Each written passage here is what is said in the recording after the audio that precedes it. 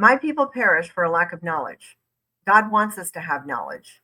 Knowledge is good.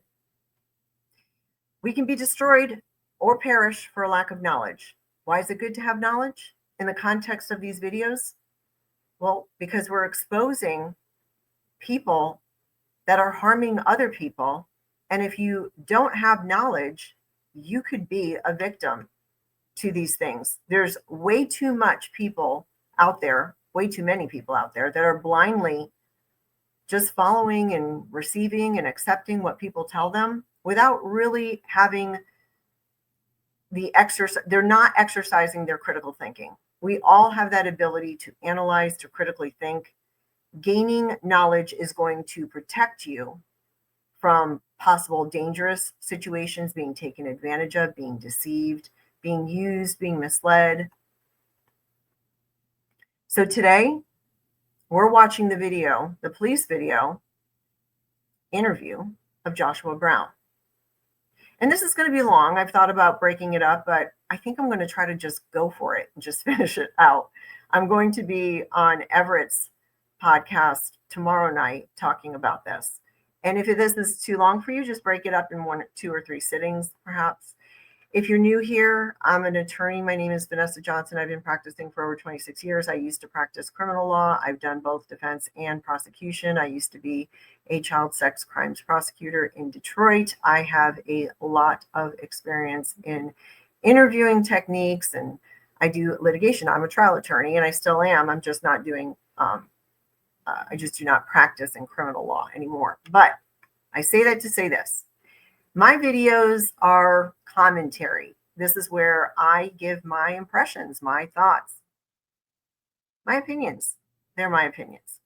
So that's all. That's all that this is for educational purposes. If you would like to view the video that I'm going to be sharing, which was put up by Julie Royce from the Royce Report, I'm going to link it in the description box. If you don't want to listen to commentary, just watch the video because you have critical thinking and you can make your own determination. I strongly suggest that people watch the video without any commentary first off before you watch anybody commenting on it. So this is how I look at things. You're all the jury. Yes, we're not in a criminal or civil lawsuit, but you're all the jury because if you've been watching what's been going on with the Daystar scandal for the last year, you are analyzing things. You're hearing the information that comes at you on videos that's going to be, it could be commentary, but it's videos that came from interviews with Jonathan and Susie. It's going to be the interviews of Rebecca, JW, Sylvia, and now we have Joshua Brown. So you judge somebody's credibility. That's up to you. We have free will. You're not going to hear me say on this channel that you need to substitute your beliefs for mine. I don't do that. I'm here to give my commentary, give my opinions, and I have life experience and I have a professional experience. So that's the context that I'm sharing it in. But you all have your own unique individual experiences. And I like to encourage discussion about it. I love the fact that a lot of you guys on my videos talk in the comments. Matter of fact, there were so many questions in the 4-part series that I did. I was actually happy to see that. This is why, because I used to teach. If this is how, when I would teach, I would say, if you don't have more questions after I've taught you, I haven't done my job. You should have questions. Things should, get those juices flowing, what you're watching, and you should have questions. And that's good. And as a community, perhaps we can share it with each other, our knowledge and our thoughts and impressions. All right, this is how I want to do it. We're going to go through the video, the entire video. I know it's going to be long, but that's how I have to do it because it is important. It is Joshua Brown's statements. But I'm going to break down this first. I'm going to do the attorney, my thoughts and impressions about that, the detective, and Joshua Brown. So let's get into the attorney. No doubt in my mind that he's a criminal attorney. Whether he is now or was in the past, he's a criminal attorney. Litigators know who litigators are. It's clear also that this attorney has an established relationship with that detective. You're going to see that by comments he makes. There's at least 2 times he refers to the detective as a good guy. The attorney has every right to be in that interview room. Somebody that's voluntarily coming in to make a statement can bring in their attorney all day long. And matter of fact, If they're being interrogated, they are in police custody. Absolute Fifth Amendment, Sixth Amendment right. They have that right, Fifth Amendment, not to incriminate themselves. They can have an attorney there. Okay, now this is not that case. Joshua Brown is not in custody. He's free to leave, and the detective says it in the beginning. He's under no obligation to come in and speak. It's clear to me that the detective and the attorney have a relationship, and it's clear to me that they've talked at least once or twice before this interview. And if you are an attorney, you know that you're going to prep your client before you go in and talk to the detective. So because a person is free to leave at any time in this type of a scenario, just like they were with Rebecca and JW and with Sylvia, they're free to leave anytime. A detective must tread carefully. I've shared this in other videos. There's a difference between an interrogation and an investigation. This is an investigation. Okay. And because they're free to leave, you've got to be careful. You don't want to cut off that opportunity to get some statements down. So it's clear that there's multiple conversations going on outside of this because they refer to things, and I'll get to that as we go along. I've sat in on videos like this where I've had a client and I bring them in, and not many, most of the times, if I'm representing somebody, I'm not going to have them talk to the police, but if they want to, well, I'm going to be there. And there are times that, yes, I absolutely took over the interview. And there are times that absolutely, yes, I spoke for my client and said, my client's not going to answer that question, but I will. I'll tell you what happened. I'll do this, this, and that. So, and the detective can't do a thing about it. They cannot do a thing about it. So no attorney is going to allow him to go in. And I know that he prepped him. I know that he coached him, and you can tell, and I'll comment on this where it's evident throughout the video. There's a point in the video where the attorney does and says something that it is so evident to me. There's signaling in there, but the reason that he does it is, it's nothing major. It's just something that's obvious to me because something that I would do. And so I was talking to my husband about it this morning, and I said, you're not going to catch it because, you're not an attorney. You haven't litigated, and, it's not a boasting thing. It's just experience, and you're not a detective. And so the detective knows what's going on, but when we get there, I'll share that. So let's talk about the detective. Typically, a detective is one who investigates the crime. It's different from a police officer. Some agencies, the police officer will investigate, but typically it's going to be a detective. The police officer will go out to the crime. They'll gather the initial information, get the statements from people, generate the reports.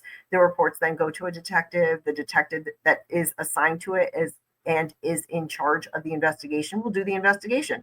They'll go back out and possibly talk to the witnesses some more. They're looking for people that have personal knowledge, meaning they personally saw something. It's not based on hearsay. They're going to investigate, and they're going to possibly interview those people more than once, more than twice, maybe more than 3 times. Not unusual.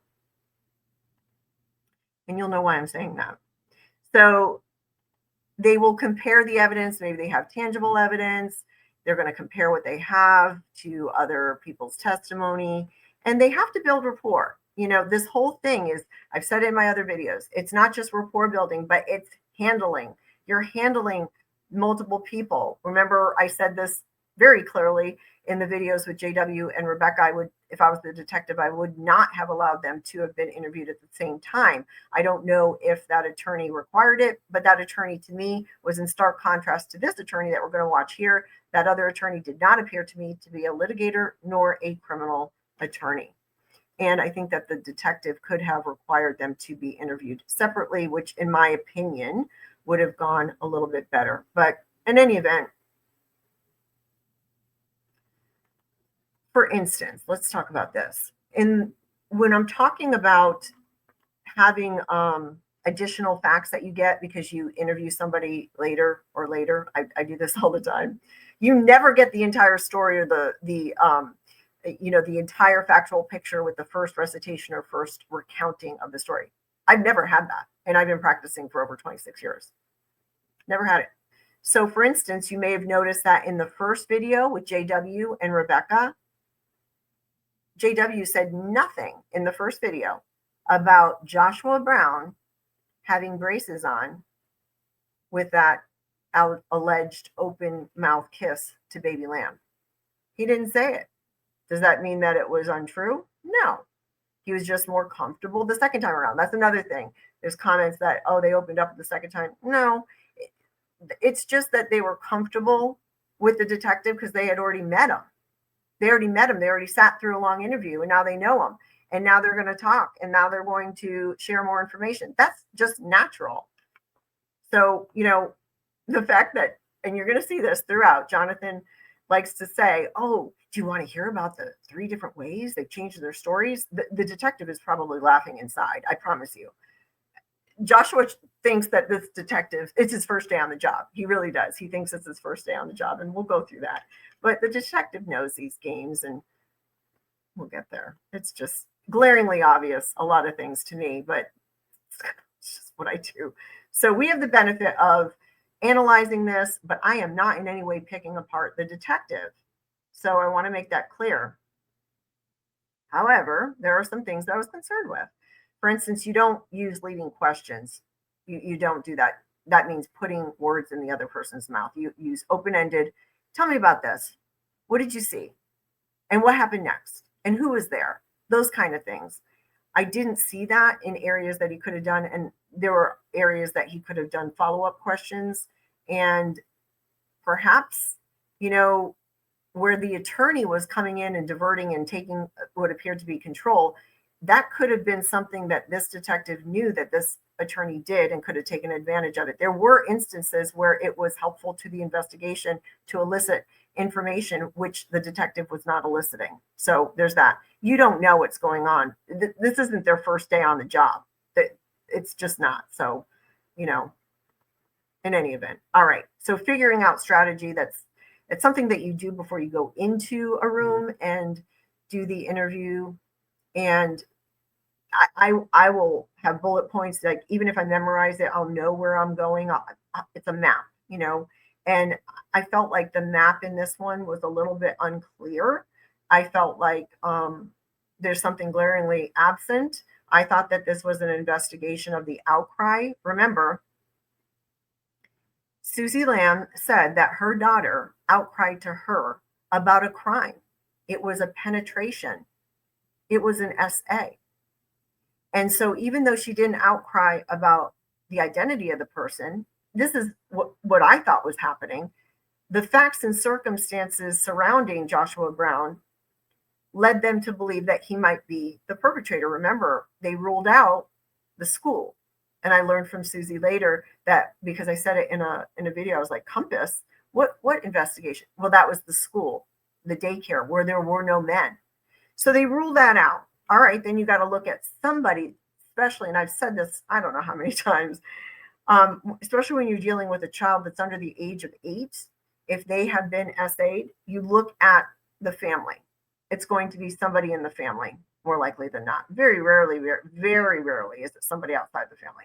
So perhaps they started looking at that as a possibility. And then with all the information that was coming out, then they, thought perhaps this could be Joshua Brown.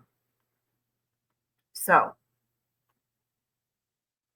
it seemed to me that this investigator, the detective, it's either one of two things. Either he had an agreement with that attorney before he started that interview, and they agreed he was not going to ask about that act. And that's why we didn't see that asked. However, if that wasn't agreed upon, I don't have any explanation as to why he didn't go there. I don't know. It was very strange. I would have thought, that to me was the whole point of this investigation, to ask him, hey, this is what's being said. There is an allegation of SA and described like this. Did you ever do this did you ever have the opportunity, whatever, however you want to say, did you do this to this child? And you watch his expression, because you're going to see, like, it's with his baseline, it was a little bit difficult. I'm not a body language expert. If anybody knows the behavioral panel, send that video to them and see if they will analyze it. But there are times when Josh's voice would go up And there's times when he's just, his regular voice. So I think that that was interesting. I don't know exactly what it means. And I also found that his use of fluff or filler or unnecessary words, people do this all the time. I see it all the time. When you're asking somebody a pointed question and they start talking about, oh yeah, and I remember it was because my girlfriend, she had a bike and it was red, and the red color was, they always like red, but they liked purple. I mean, it goes crazy. There's a lot of that with Joshua Brown. Okay. So these are things that, just as somebody that I analyze this kind of stuff, glaringly obvious, glaringly. So let's talk about Joshua Brown. At the onset, he's given the opportunity to speak freely. And what does he talk about? Himself. He wants to set the stage. He thinks that it's the detective's first day on the job. He wants to make sure that the detective knows that he's a victim. He wants to let him know that this is ridiculous. It's horrible. How can anyone just do this to him? My life is ruined. It's just not fair. I didn't do anything. It is wrong. And he throws everybody under the sun under the bus. If it's not Jonathan, it's Susie. If it's not Susie, it's the child. If it's not the child, it's JW. If it's not JW, it's Rebecca. It's everybody. Everybody is at fault. And remember, in this context, because he does it throughout, woe is me, poor me, I'm the victim, I'm the victim, I'm the victim, I'm the victim. Curiously, you will hear him say that he is glad that all of this came out. Well, that entirely contradicts what he just said. My life is ruined. It's just ruined because people come up to me at Whole Foods and they say, oh my gosh, I can't believe this is happening to you. Well, curiously, everybody was referring to him as Pete. So how do people at Whole Foods that don't know him know it's him? Bizarre. And then somebody at the gym, and he says that they were making threats. The lady said, I guess she just made a comment and said, how can they have him here because he's been accused of this, and there's a children's playroom or what do you call it, daycare there. Legitimate concern, but that's a threat. Okay, whatever. So that's the entire contradiction with him saying that he's glad is very interesting. And watch his posture when he says that. And you can see evidence, traits, my opinion, that is corroborated by what Rebecca said. She said that she believed that he had narcissistic traits. I believe that we are seeing that. That's my opinion. And interestingly, at some point, the attorney says that, because, the venom, the clenching of the teeth, he's got so much, Josh has so much contempt for Jonathan and Susie. He's, and the attorney says he chimes in and says that he wants to file a suit, or mentions at least a suit. It would likely be defamation against Jonathan and Susie, and that it would be like taking baby. It would be like taking candy from a baby. Well, he's just flexing and posturing, just like his client. They both are. And the detective is not dumb. He goes through this every day. He just is going to listen to the absolute nonsense. He's entirely aware of what they're doing. But yeah. So if it was so easy, like taking candy from a baby, where's the lawsuit? Defamation lawsuits are not easy. And if you ask any litigator who tries those cases, they'll tell you that. I've talked to several, especially since being in this space, because I try to, if people reach out to me and they're looking for an attorney, I try to help them. And I've talked to attorneys and they tell me, and I ask because I want to know, have you taken it to jury? Have you taken the case to a jury? And did you reach a verdict? Yes. Okay. And they, no doubt, it is hard. It is hard. So not everything is easy like it was for, Johnny Depp in that lawsuit. And it wasn't. It's not a slam dunk. But I'm going to go through stuff. Some things are going to be obvious. Some things are going to be, subtle. And we're going to talk about all of it. Joshua wants so badly for this detective to believe him. In my opinion, he's putting on a show. And you have to assume that his attorney prepared him, right? As an attorney, you don't allow your client to go in cold to an interview and you don't prepare them. You prepare them. I do it all the time with my clients. You prepare them for their deposition, for their testimony that they're going to be given under oath. For him, it's just this casual, informal conversation, right? So one thing I would do as an attorney, I would remind my client, because his attorney already knows about the nature and personality of Josh. I would tell Josh, hey, don't go in there talking about what a victim you are. Just don't do that. It's not a good look. Does Josh know that his attorney told him that? More likely than not. Does he care? No, he can't help himself. And his attorney probably said something like, hey, don't throw everybody under the bus, just only when it's necessary, when you have to come up with an excuse, possibly. These are my interpretations. Nobody say that I know what's going on. I don't. I'm just interpreting that my experience. I would be telling my client, be careful. Don't do these things. Not lie. You can't ever tell them to lie, but I can tell, I've gotten to know you, Joshua Brown. I can see what you're about. He's not going to tell him that, but he knows that attorney's not dumb. And he's probably telling him, dial that down. But he doesn't. So let's get into this. And lastly, I'm sure his attorney said before they went in that room, remember, Joshua, anything you say can be used against you in a court of law. All right.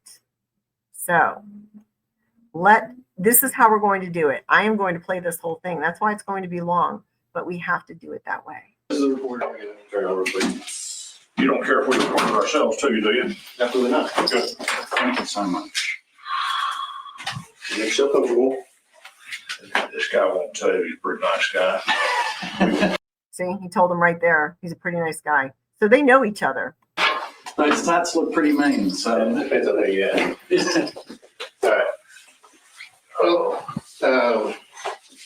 obviously, I'll start with you're not under arrest or anything. You're not detained. You get up and leave at any time you want. If you need to go to the bathroom, right out that door. He can leave anytime he wants. He's not in an interrogation. Or past the windows over there, the bathroom. No problem.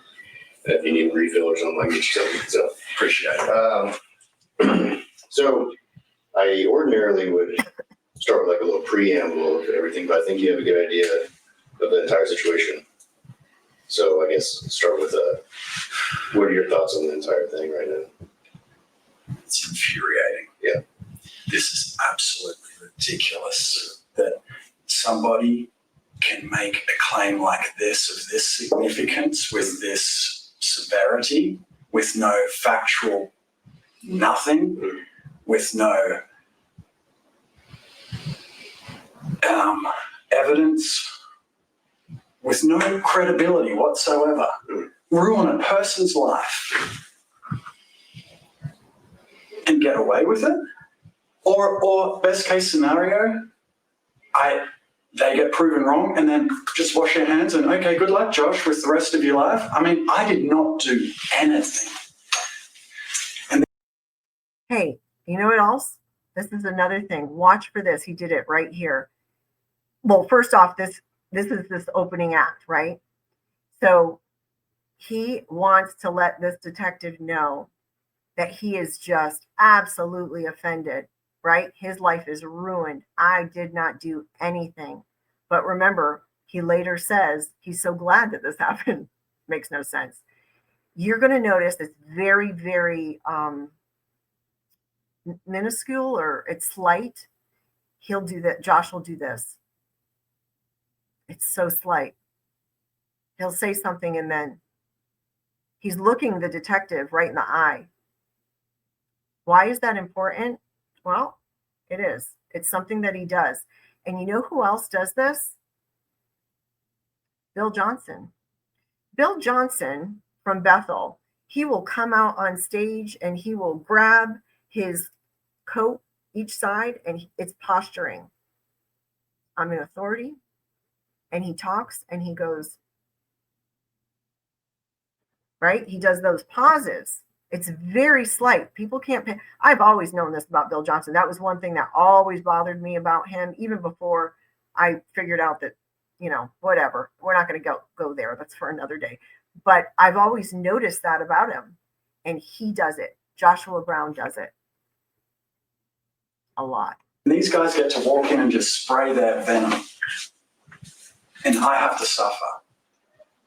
Because God knows what happens behind their closed doors, but me. Throwing under the bus, number one. What happens under behind closed doors for that. What?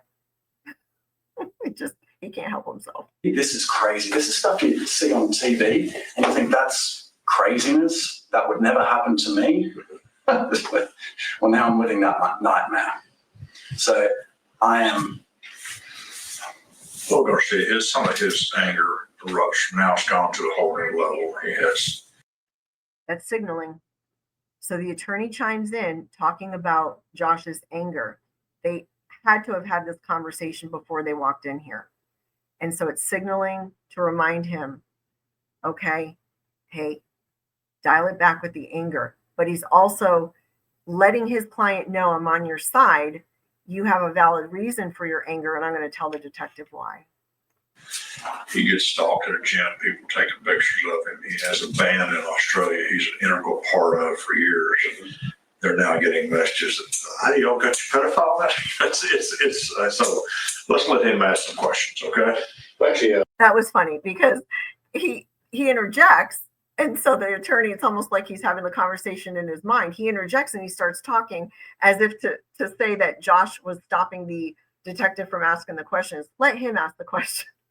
It's just funny. and you mentioned the gym thing. So attorney high school let me know about that on Saturday. So I happened to be up here on Saturday. So I did a little bit of background on this guy. It's Nelson, I think his last name. There was a woman that took the picture and uploaded it. That's right. There was a thread on social media, like the vague threads on social media. They weren't vague They were not vague threats, he says. on social media. It was very specific. He's got a person that is sent after me and I believe Daystar's security, one of the Daystar's security guys. So yeah. Okay. And then the females want to take a picture of you at the gym. Yes. Okay. Saying, I can't believe they let this guy in here That's right. because there's childcare And facilities. you've gone to that gym how many years? How often are you there? Well, I used to go to the one across. They didn't prep too good here because I promise you that Josh told him certain facts. And so the attorney heard it, but he's not working off his notes. So he's working off of memory. And so there was one gym, obviously, he used to go to, but now this is a different one. We're going to see it later when we're talking about the beach house where the attorney's talking about a dresser, but then Josh chimes in about luggage. And you're going to see that. And that's just from the rendition of the story to his attorney and the attorney not knowing exactly what the facts are. The road, but they built a new Lifetime at Westlake. Yeah. And so I've got a bunch of friends that are over there and it's brand new. It's kind of like a hotel type of setup. So this is my first day there by myself. And this woman. Oh, poor me. My first day at the gym, and this happened to me. This woman, she says, how dare I be at the gym because there's a child daycare there. Poor me. Posts this. You get a whole heap of hate. They're contacting family, they're contacting friends, they're contacting my employers. We say they. All these crazy bloggers, all these people incited by Jonathan and Susie Lamb. Do you see that? It's pretty incredible that you can just say these wild things and then wash your hands and walk away. Washing your hands and walking away. I don't see Jonathan and Susie doing that. They were giving interviews. They've been active on this. They've been speaking out. And it's tiring. And they're tired. And it's amazing, but the detective's not dumb. Bottom line, detective is not dumb. He knows what's going on. Well, I wanted to give you an update on that whole thing. So the guy making the posts online, social media, he's in Africa right now, but we looped in the FBI on that. So Thank you. Really appreciate that. I'm a little. Let me just say this. It's never okay to threaten people just because you don't agree with something that's going on. It's never okay. That should never be done. Hindered on what I can do with somebody in Africa, but they aren't. So not to my extent. So I just want to let you know about that. I was on my list of things to tell you. So Thanks. we take every threat of violence pretty serious. So if you get any any more or anything like that? You want to make a formal report? I'll be here to take a report for you. So. Thank you. Do you have a card or anything? Yeah, that was great. I'll get you one. I get those. I'll get in there. So, I guess, what do you know about you said they're spewing all this venom on the media. Like, what, are you watching everything? Are you looking at everything? Okay. I get some updates from I would just, if I was the detective, I would just hit it, bullet point by bullet point. Be really, really specific. people. I get stopped on the street and get updates from random people that I don't even know. And so it's like everywhere I go. On the streets, like in your neighborhood, or having a Not walk. the neighborhood, people at church, people People at Daystar too. people at Daystar, people at Whole Foods. I'm so sorry, Josh, for what you're going through. It must be so horrible. I saw this and they said this. I'm like, Okay.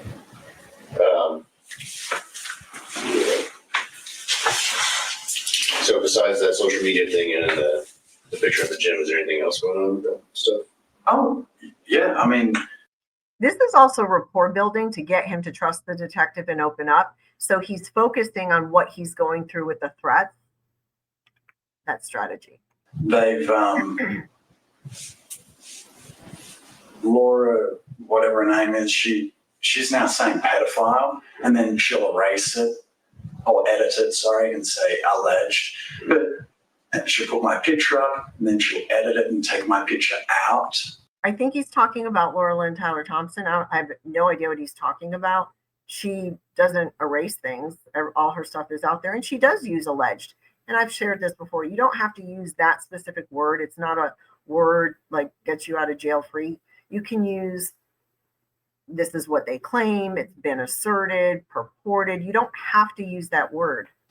I mean, this is like, they're trying to assassinate me, character-wise, all based off Jonathan and Susie's baseless accusations. What's baseless about them? Follow up. Again, throwing them under the bus. And you're going to hear about this, about trying to get a job, which makes absolutely no sense. Nothing happened. What was your relationship like with them before all this stuff? It started off great, and then unbeknownst to me, they thought I hated them or something. Is some stuff they've said that they thought I didn't like them or something, and then but they were still nice to my face, so I thought everything was okay.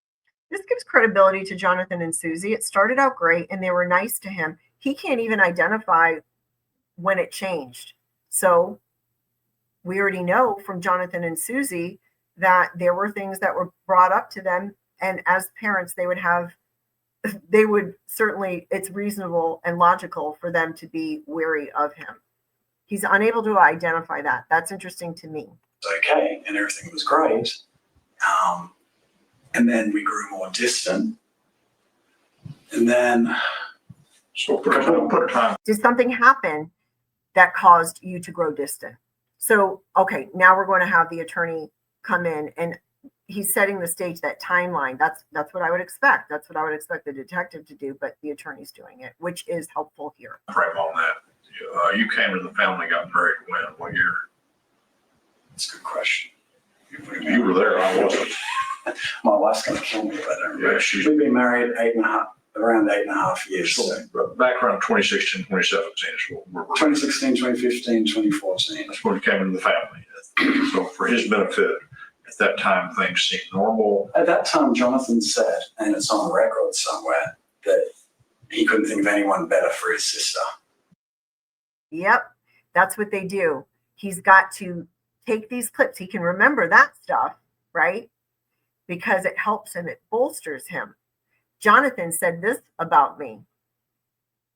He's elevating himself, bolstering himself. I'm a good guy. I'm virtuous. I'm the best person in the world for his sister. And that I was incredible. I was incredible. I think he uses that about himself later too.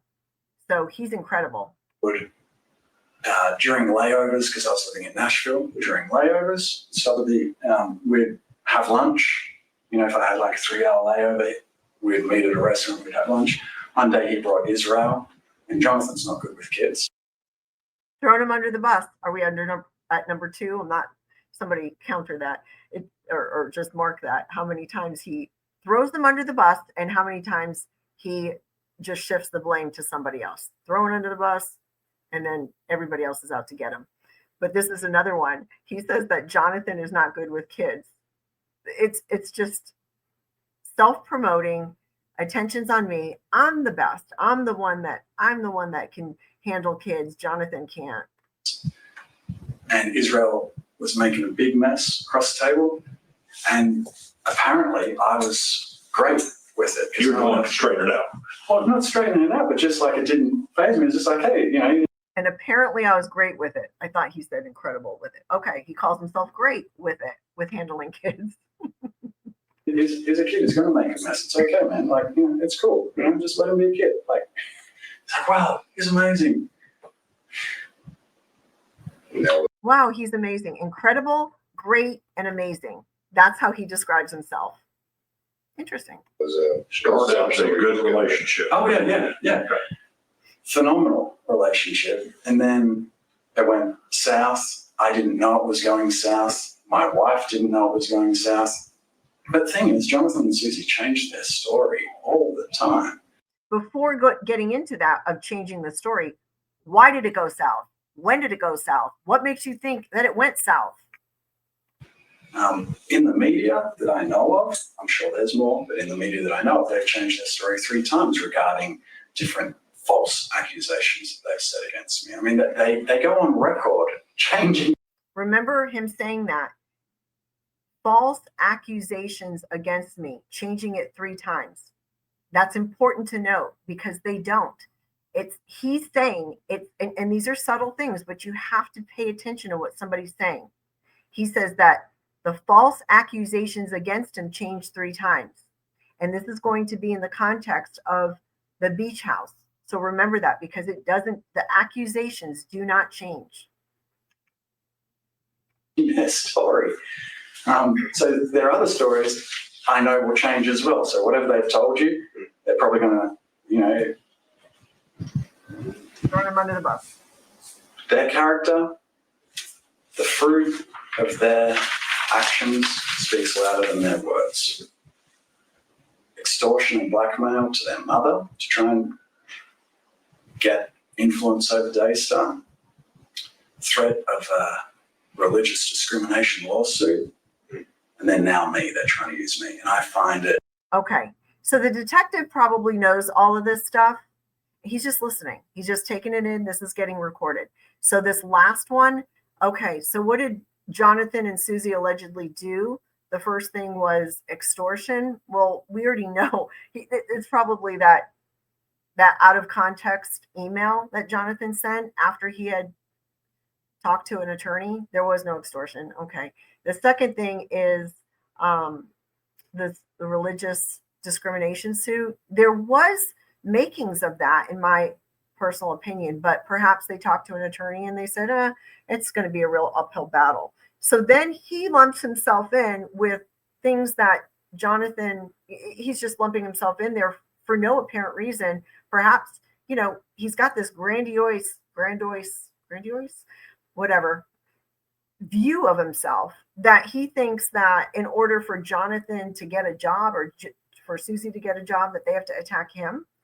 He's not the underpinnings. He's not the foundation of Daystar. So it is a very bizarre thing to say. Disgusting, pathetic that they would try and use me to get to that. How so? It's very easy. Just how so? I'm not going to put up with that. And one day He's not going to put up with it. What are you going to do, Josh? all this will be over. And when it is, there'll be consequences for them somewhere, somehow. They will have to deal with the consequences of their actions. Why do you think that they're targeting you? Oh, before we do that, your thing changed colors. It's still recording. Yes, thank you. I don't know what it's doing. No, I thought it goes to like I saw it turn black and white. thank you. I appreciate that. But why do you think they're targeting you? You'd have to ask them. He can't even answer that. That, I'm telling you, the detective's not dumb. He can't even answer that. He's just talking. They're targeting me. You would have to ask them. That's a great response for somebody in my position if I was the prosecutor, because, okay, even he admits he doesn't know. All right, let's go on over to Jonathan and Susie and get their information, because guess what? Somebody has evidence and somebody doesn't. Joshua doesn't have any evidence. He admitted it. He doesn't know. He says, go and ask Jonathan and Susie. Well, that's what the prosecutor would do if there was an actual criminal case. I can't assume, and I no longer assume anything with them except to expect the unexpected. I'm sure their reasons have changed several times.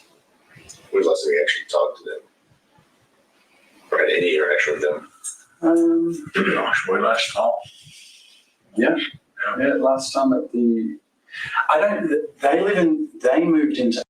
Get ready for filler and facts that make no sense and have nothing to do with anything about a black Tesla and waving at a black Tesla. Our neighborhood, they have a black Tesla, and there's a few black Teslas that drive around. And when I'm out the front of our house, me and my boys will wave to everyone in our neighborhood, because that's the kind of people that we are. That's the kind of people that we are. Very similar to Rebecca. We're caring people. We like to care. We care. We care for our niece. So maybe I waved at the wrong black Tesla. I don't know. But I waved, if, as long as I'm not picking up a kid. Do they have to go by your house to get out of the neighborhood? No, they don't. There's another way. There's another route out. There's another route. Okay. Because yours is Yes. okay. All right, and they're on. Yes. Okay. Yeah. I've been working with that street for 10 years, and Oh, wow. I still don't know how to pronounce someone's name in there. So. Were you called when Susie accused a builder of looking at her inappropriately? Were you the one that had to go out there and? Actually, I had no interaction with anybody in your family until this. So I apologize because, well, yeah.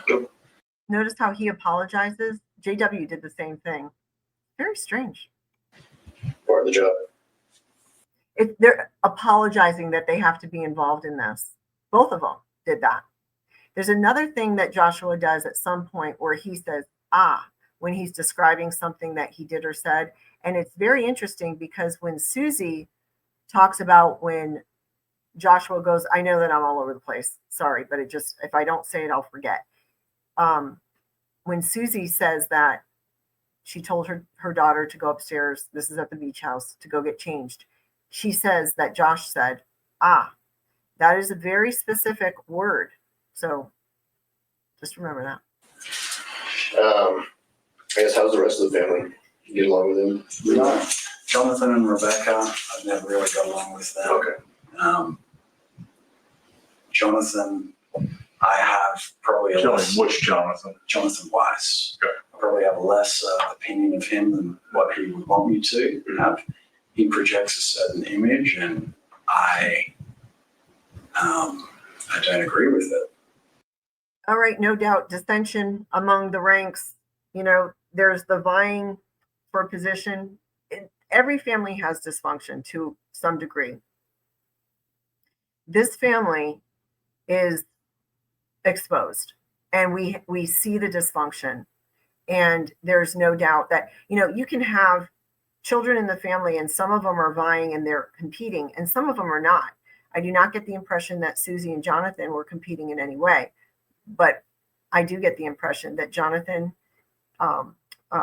JW and Rebecca were vying for position against Joshua and Rachel. He just admits he never got along with them, and he doesn't even like JW. That's very interesting.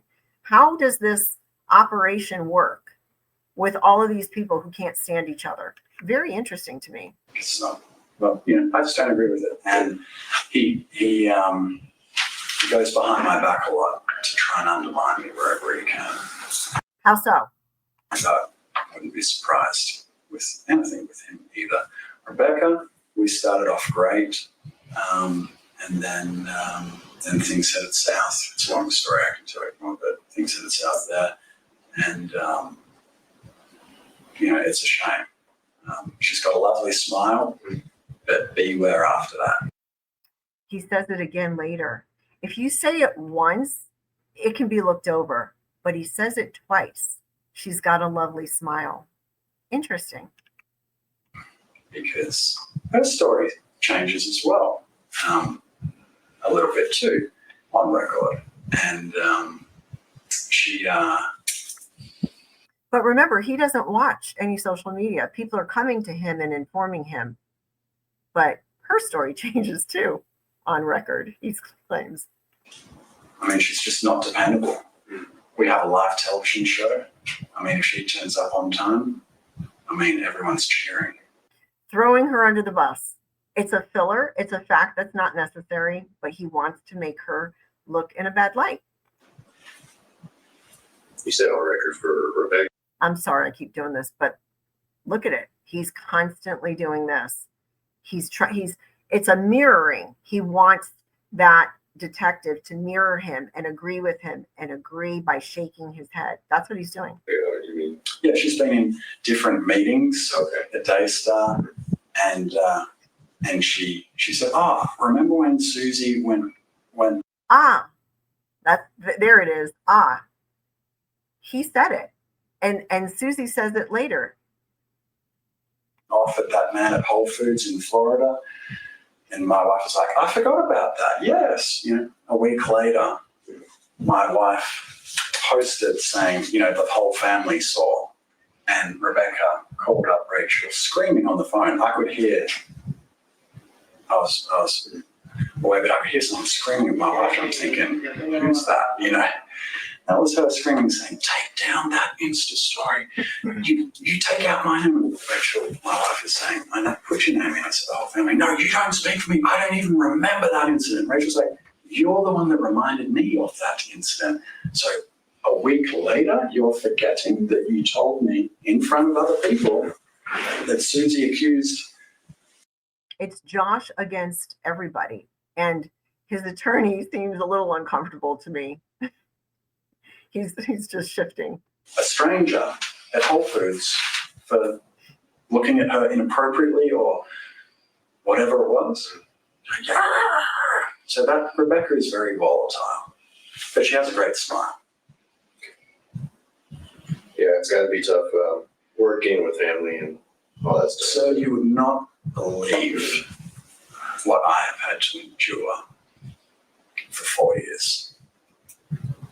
And I'm so glad that they went public, because now they've thrown everything and they continue to throw. They've run out of things to throw. Now they're going to Australia and trying to get me fired from stuff there. You wouldn't believe what I've had to endure, but I'm glad.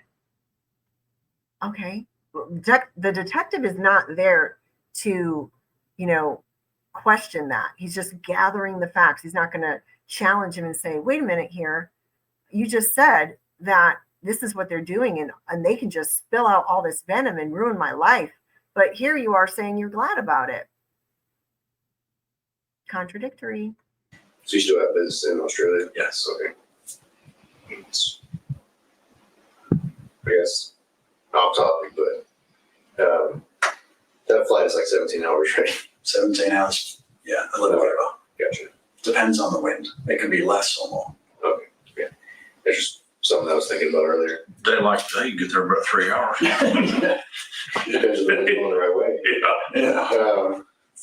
But I guess you said 4 years, been going on for 4 years. Well, whenever we're at the beach in Florida, yeah, and I was upstairs with Israel, my son, and was apparently getting changed behind me, and Jonathan Lamb walked in the room that day, whenever that was. You see, this has done a number on me, detective. Like, I got a wife and kids, and for someone just to be able to say something, Timeout, bro. Okay. So his attorney's going to stop this. Are you there? All right, watch this. He's a Colleyville detective. He can investigate crime in Colleyville, but he's heard all this story. I do like perspective, though. He probably hasn't heard your version. So Okay, couple things going on here, and this is what I was referring to when I said that it's very short, it's very subtle. He stops because it's signaling. I think that his attorney is sick of it. His attorney's embarrassed a bit for his client. His client won't stop. Woe is me. This is what's going on with me. This is how it's affected me. He's tired of it. And he respects the detective and the detective's time. He respects the detective and the detective's experience. He acknowledges that the detective has experience. He's reminding Josh the detective has experience because Josh seems to think that it's the detective's first day on the job. And he is putting on a show. Josh is putting on a show. This is all my opinion. That's what I see happening. And I think that the attorney is a bit embarrassed. Now, when I was telling you about my husband and he didn't get the embarrassed part because that's just something that, if that was my client and I had prepped them and said, don't do that, I would be embarrassed too. Stop doing that. Control yourself, man. But he can't. So unpack for him step by step what happened in Florida On this day? Yes, just Okay. slow. You can see that the attorney is frustrated with it. Let's get this over with. Let's unpack it. Let's stop hearing about you, woe is me, and that you're a victim. He's tired of it. I'll start from the beginning. So my son was around 1 at the time.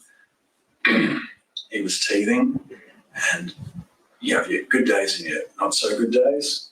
Oh, okay, so you need this. I'm good, thank you. And Your son's name? son's name's Judah. And he was fussy. So pick him up.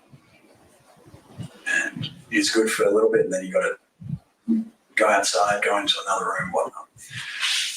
Leading up to that day, Israel would talk about his city view from his bed. It was a view of. Josh says leading up to that day, which corroborates Susie, because Susie says she doesn't recall any talk about it on that specific day. So he actually corroborates Susie and, in fact, Sylvia. Sylvia said that she heard it too. Now, from my recollection, I believe that Sylvia said that it occurred that day while she was trying to clean up after they had breakfast. Those kind of things that, that's normal where you can't pin down exactly when it was said. I do believe that there was talk about that. I do believe that because it's been mentioned by several, and particularly by Sylvia. If Sylvia didn't say it, then I would question whether that happened. But we already know that Judah, what's his name? I forgot his name. The son. I'll remember it later, but their son, that he can't remember. Susie told me that he couldn't recall these events. So unfortunately, he's not available. Why can't I think of his name? Nothing. A street.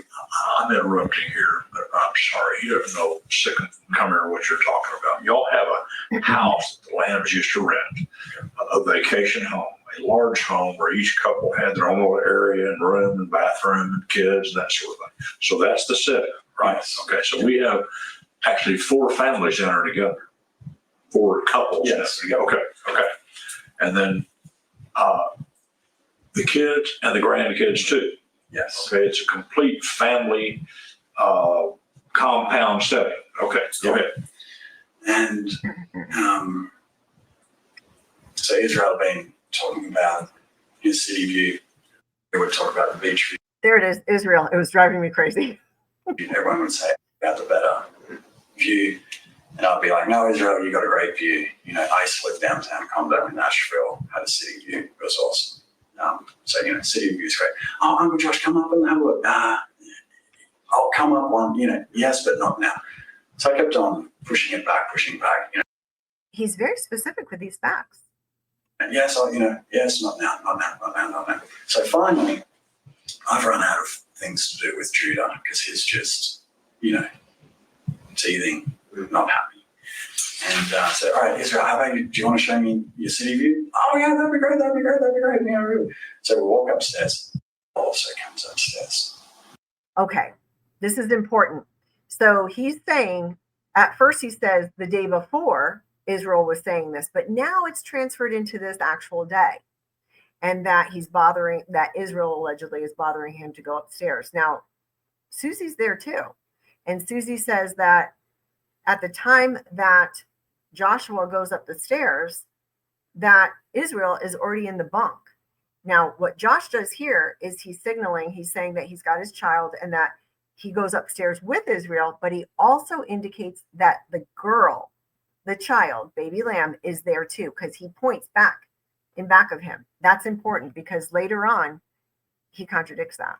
I've got my 1-year-old squiggly son wriggling around, not happy, but kind of interested now because he's, climb up on Israel's bed. A bed to stretch over and look out the window. To pull the blinds to look out the window. And then very shortly. So specific. Stretch out on the bed. The reason the attorney is saying this is because Josh has already told him this in their prep.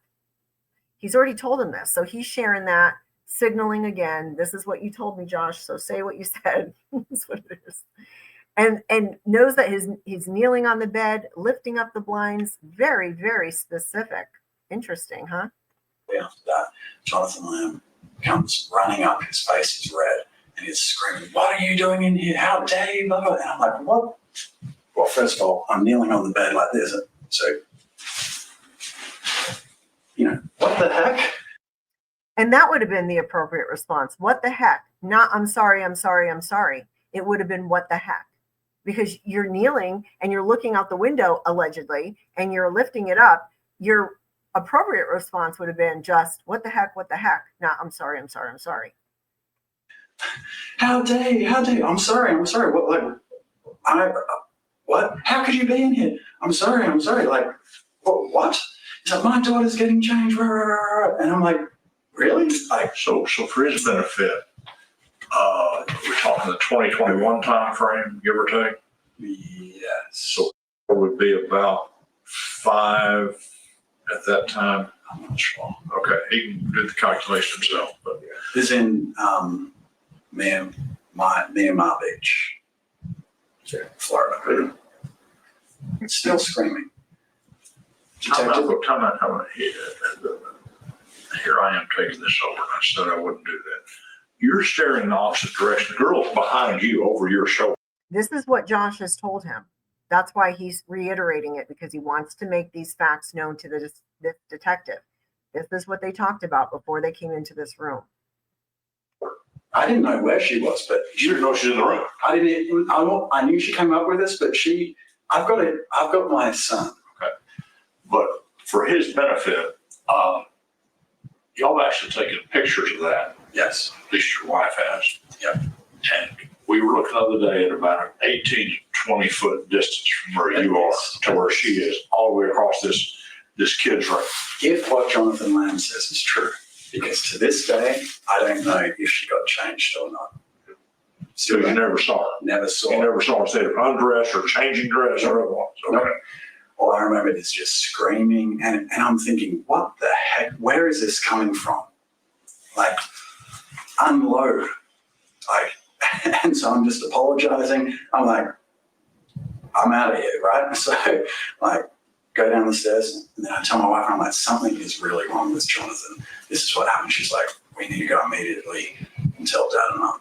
So we tell them, and then that is when I find out. Marcus was alive at the time. Yes, Marcus and Joni.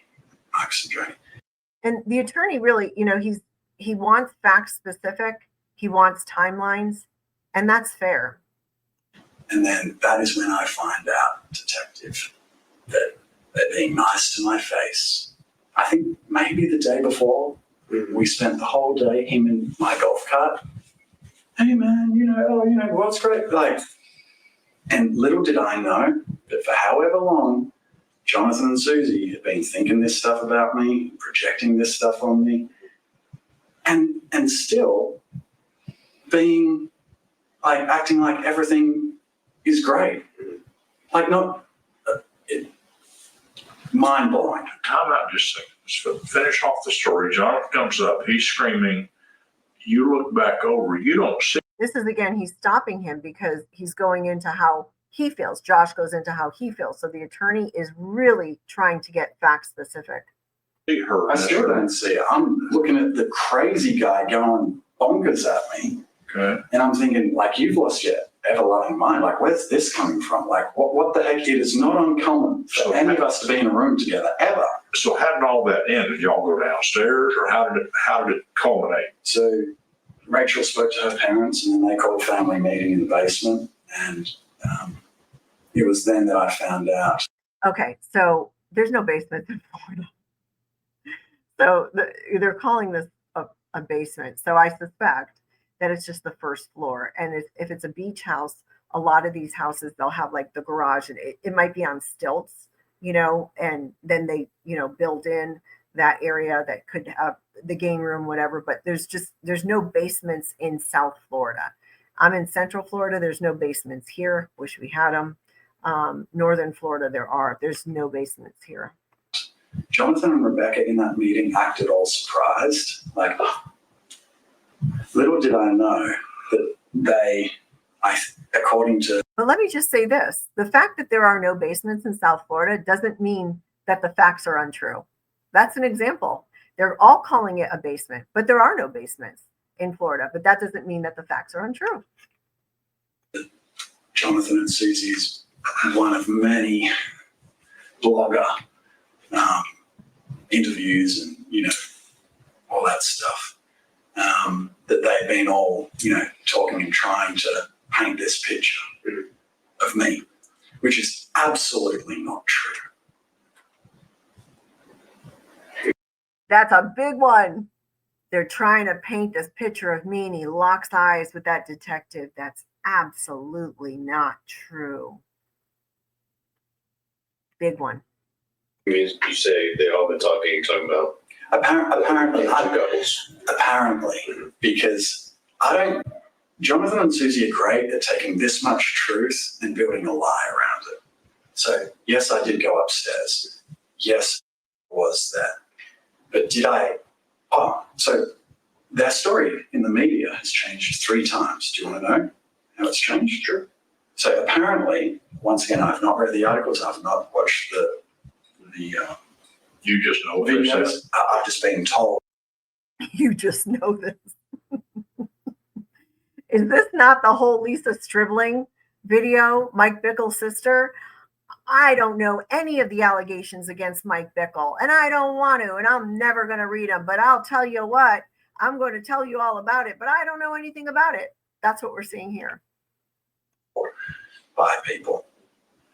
So, I mean, if I'm going on record saying this, I'm saying that I have not heard them say it. I've just been told that this is what they've said. That I saw, allegedly, apparently, I saw her going upstairs and I followed her up. And we were alone. That's version 1. Version 1. Okay. And no one else was in the room, and that I was caught looking at her as she got changed. Version 2, a couple. I don't think that Jonathan and Susie ever said no one was in the room. I think that they always knew other people were in the room, and they later said that they were trying to protect the children's identity. And so I don't think they ever said that. A couple weeks later, their words. We thought it was a non-factor to mention that the 8-year-old brother was also there. And he being me, was Israel. The 8-year-old brother, Israel. And I was holding my son, Judah. So that's a second version. Remember, I told you that's not a second version of false accusations. It's just factual. And I already explained how that happens. And he didn't even see anything. He's just being told this, by the way. And we already know from Susie and Jonathan that they intentionally left out the fact of the names, identifications of the children. purposefully. It is a non-factor for the purpose of what they're trying to relay. It's really not that essential. We thought it was a non-factor to mention. In other words, we overlooked mentioning it because it just wasn't all that important. It's a completely different picture. Okay. Third, Here's the thing. If this had been investigated right then and there, Israel would have been forensically interviewed and his statements would have been recorded. That would have been helpful because we know now that looking back 3 or 4 years, he doesn't remember this. This just wasn't memorable to him to remember. So we don't have that because his statement would be important, but unfortunately he just doesn't remember. one, apparently, I think this one was Dallas Morning News, where Jonathan says, everything happened so quickly that I wasn't even sure if he was even looking at her. That's not a third. It's not a change in anything. Remember what I said, when you're recounting it and perhaps what Jonathan was sharing in an interview, and he had to admit that, I'm not even sure. But that doesn't change what happened. It doesn't change the fact that Josh went up after the little girl, that Israel was already in the bunk up there, and that the little girl was naked. None of that changes. Those are the essential facts. But, he's really like, do you want to hear it? The 3 times it changed. I've never heard the change, but here's the 3 times it changed. Makes absolutely no sense. And I promise you, the detective knows what's going on. So that's a real different story. Starting from, I followed someone upstairs into a dark room by myself, to there were 2 other people in the room, one of whom was 8 years old and more than able to say, Daddy, Mummy, or Joni or Marcus, Moni or Papa or Poppy. Something bad happened, or whatever. And holding my 1-year-old son to now, well, we're not even sure if he's looking. This is the craziness, detective, of these stories. Like they're just.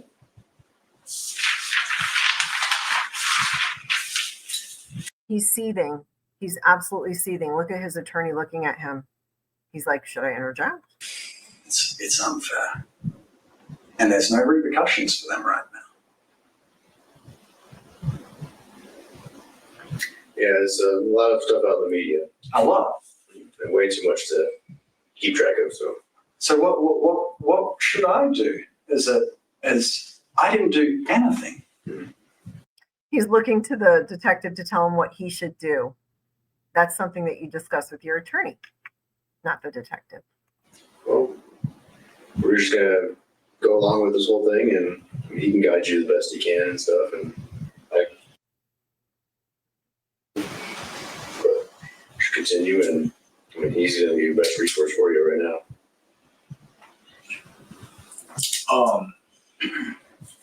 He's heard snapshots of this stuff, but there was another incident in a shower the year before the Florida trip, the Florida vacation. Different home. Yes. Okay. And I have not a clue what version he heard. And of course, he's a specialist in investigating crime in Florida. That's all he does is look at Florida. Never been there either. I used to love being in Florida. This is our joke, but he's had. So obviously he's had talks. The attorney has had talks with the detective. The detective is not obviously a detective in Florida, and they're making a joke, and he's never even been there. But there is a relationship between this attorney and that detective, no doubt. Listen about it, but I think it's important that maybe he hear what you remember about that and how many doors she came through while you were taking your private frickin' shower. Your private frickin' shower. Interesting choice of words. So to set this up, my wife was pregnant. There was one bedroom on the ground floor. They practice this to set this up. And a lot of information that's really not necessary. You could have said it very easily. Well, we were concerned with me not getting sick because my wife was I wanted to be there for the delivery. And, in order to get to that room, which all the children shouldn't have been in, they had to go into the room to get to that bathroom they were told not to. And then here she comes in. Kind of like that. He could have said that. It was the only bathroom on the ground floor. It was 2020, I believe. And I wanted to be at the birth of my child. And back then, if the partner or whoever had COVID, you can't be anywhere near it, and all that kind of stuff. And so I was very vigilant about, hey, we need to have some space. So I asked Joni if everyone could use their own bathrooms throughout the house. That means, they would have to walk upstairs to go to their bathroom. She said, yes, she told everyone it was fine. Then I noticed the door from our bathroom to the hallway, bathroom, and then hallway, and then our bedrooms here.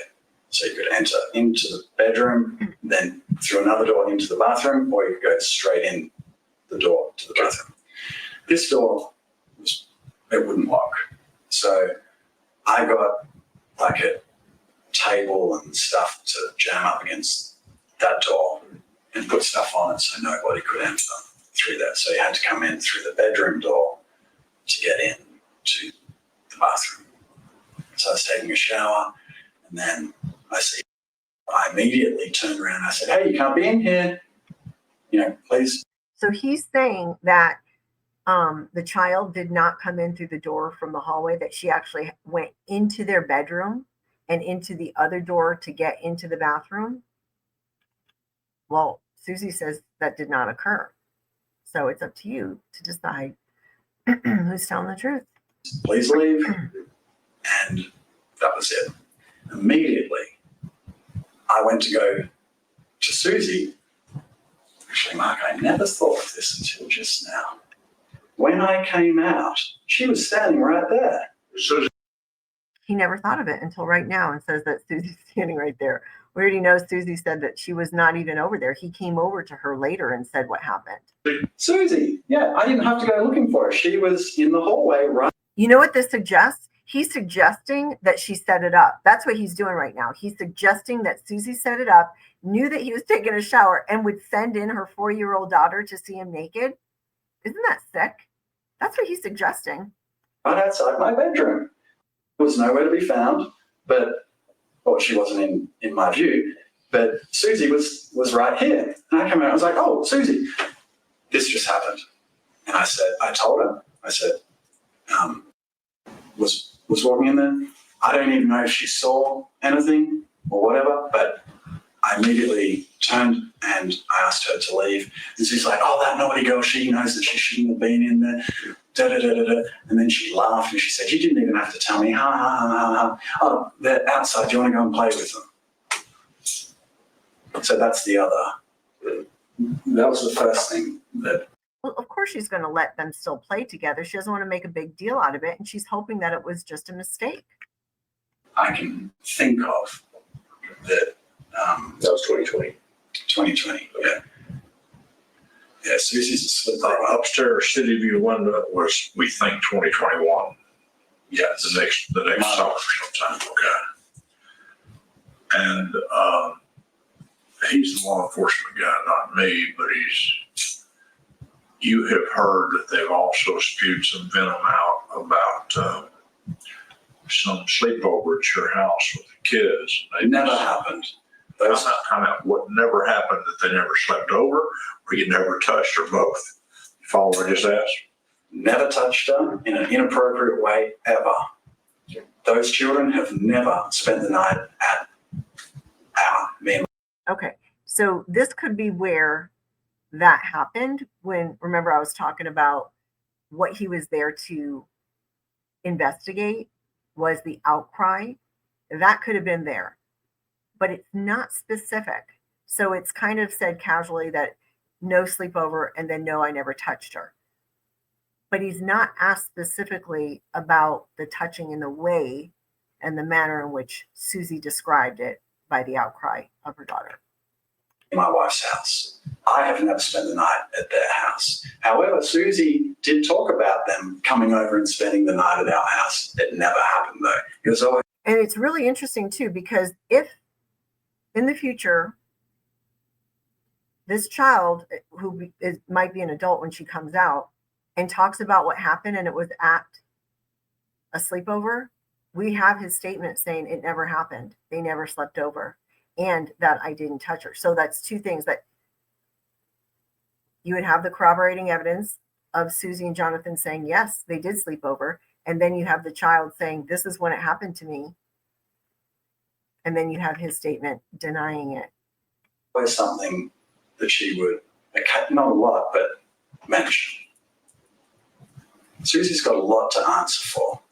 You said she mentioned it, like you mean talk about media stuff. No, she, back in the day, would be like, oh yeah, that would be a great idea. You should do a sleepover. The sleepover never happened. Never happened. Circling back to 2021, you said there's a family meeting. Yep. Who was all in that family meeting? Marcus, Joni, Rachel, my wife, Jonathan, Susie, Jonathan Weiss, Rebecca Weiss. I believe that was everybody. It was very traumatic for me because I had gone from being... It was very traumatic for him. He's back at it. He's back at, woe is me, I'm the victim. The favorite uncle, not knowing any of this craziness, to now being accused of trying to look at someone getting changed. He's asking about the family meeting. Yeah. See, he interjects again because he's tired of his client. Woe is me, I'm the victim. It's clear to me. Is it to you?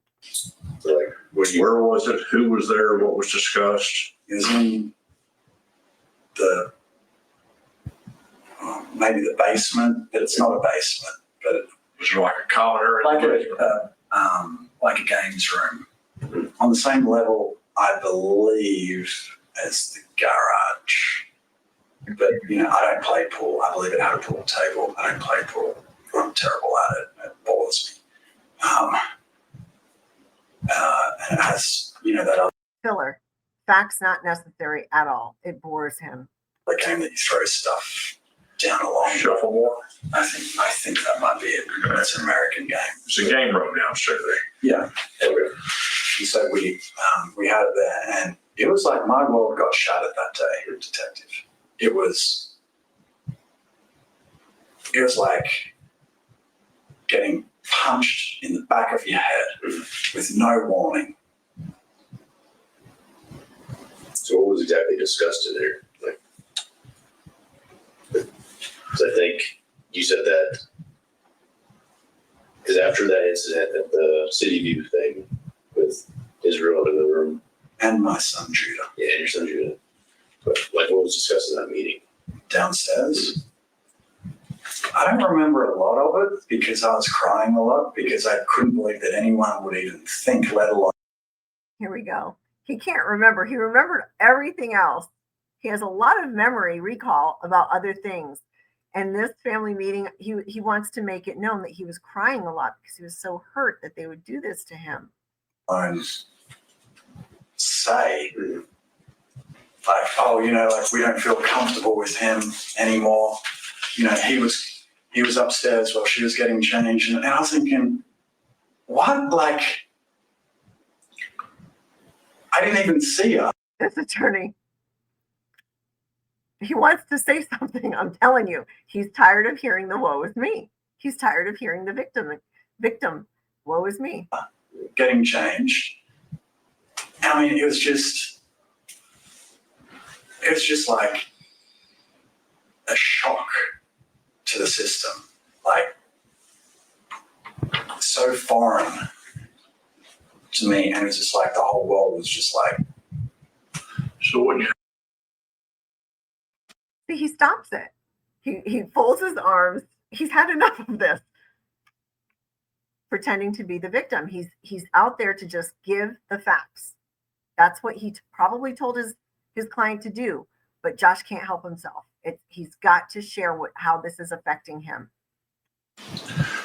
somebody usually kind of directs the discussion. And then you sometimes sort of reach a conclusion of going forward, we're going to do this, this, and this. If that's truly a family meeting, then and somehow I have a mental picture of Marcus probably leading this family meeting. Yeah. Yep. Okay. So Okay, so how does he know that? He wasn't there because his client already told him. They already prepared. He was already coached. They went through it. So he's redirecting because he's trying to get him to give the facts and to stop telling the detective how this has just affected him and his life is ruined. It's not funny in that regard, but it's funny because he won't stop. He will not stop saying this.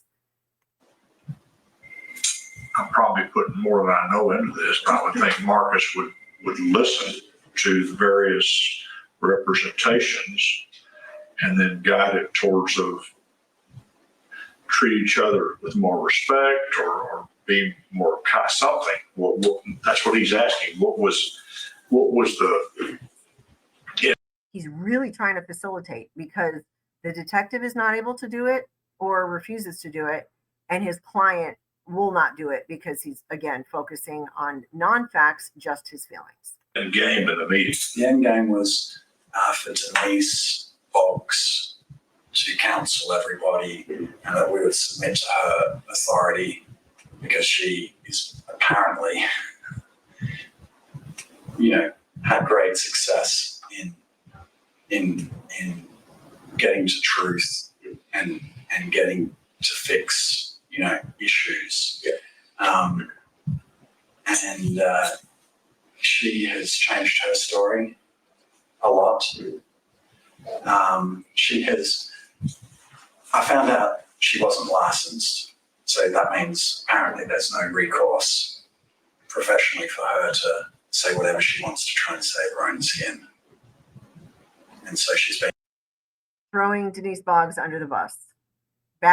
Bashing, bad-mouthing Denise Boggs. talking to a bunch of people. But that was only after she stopped. After Joni was like, hang on a second, this is, what are you actually doing? You're not getting to anything. All you're doing is just, I don't know what she said, but it's what's the roadmap here? We're just continuing to talk about what? What are we talking about? What happened? What's the issue? Let's get to the bottom of it. Are you talking about, was she doing Denise, was she doing group sessions or something? She was doing group sessions and individual sessions. I was required at the drop of a hat to fly out to North Carolina with my family. Rachel was pumping. Do you have children? Okay, here's another example of unnecessary facts. Why does he have to bring this in? It's not necessary. Has no relevance whatsoever. Did your wife nurse or pump or? I know you're struggling. My wife was pumping every 2 hours.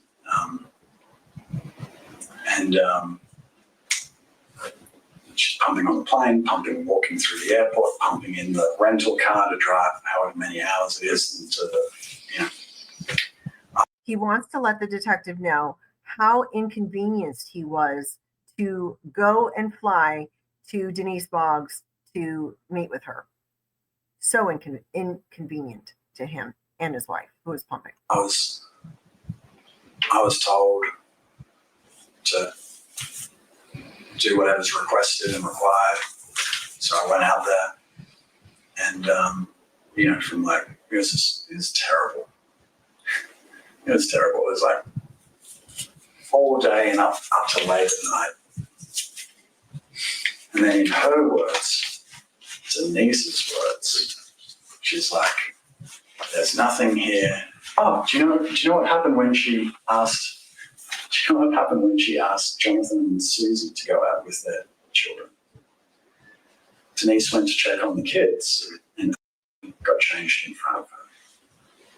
Denise opened the door. Denise told me this. So I think that Laura Lynn might be, I don't know if I heard Laura Lynn say, I can't remember, that if she interviews Denise again after having watched this, then she can give her side of the story and say whether or not this actually happened.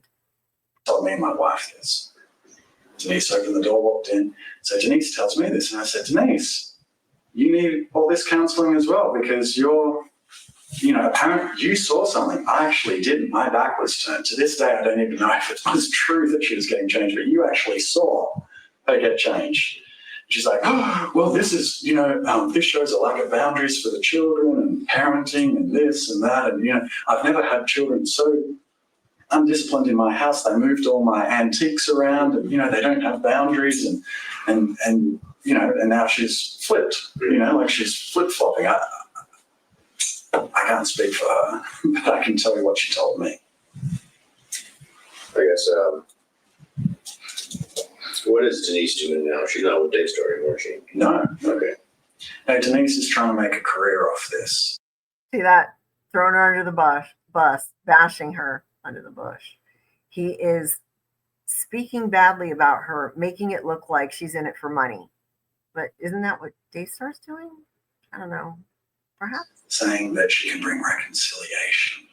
Oh, she flew out here to issue family reconciliation. For you guys? For us, yeah. Because it was all over.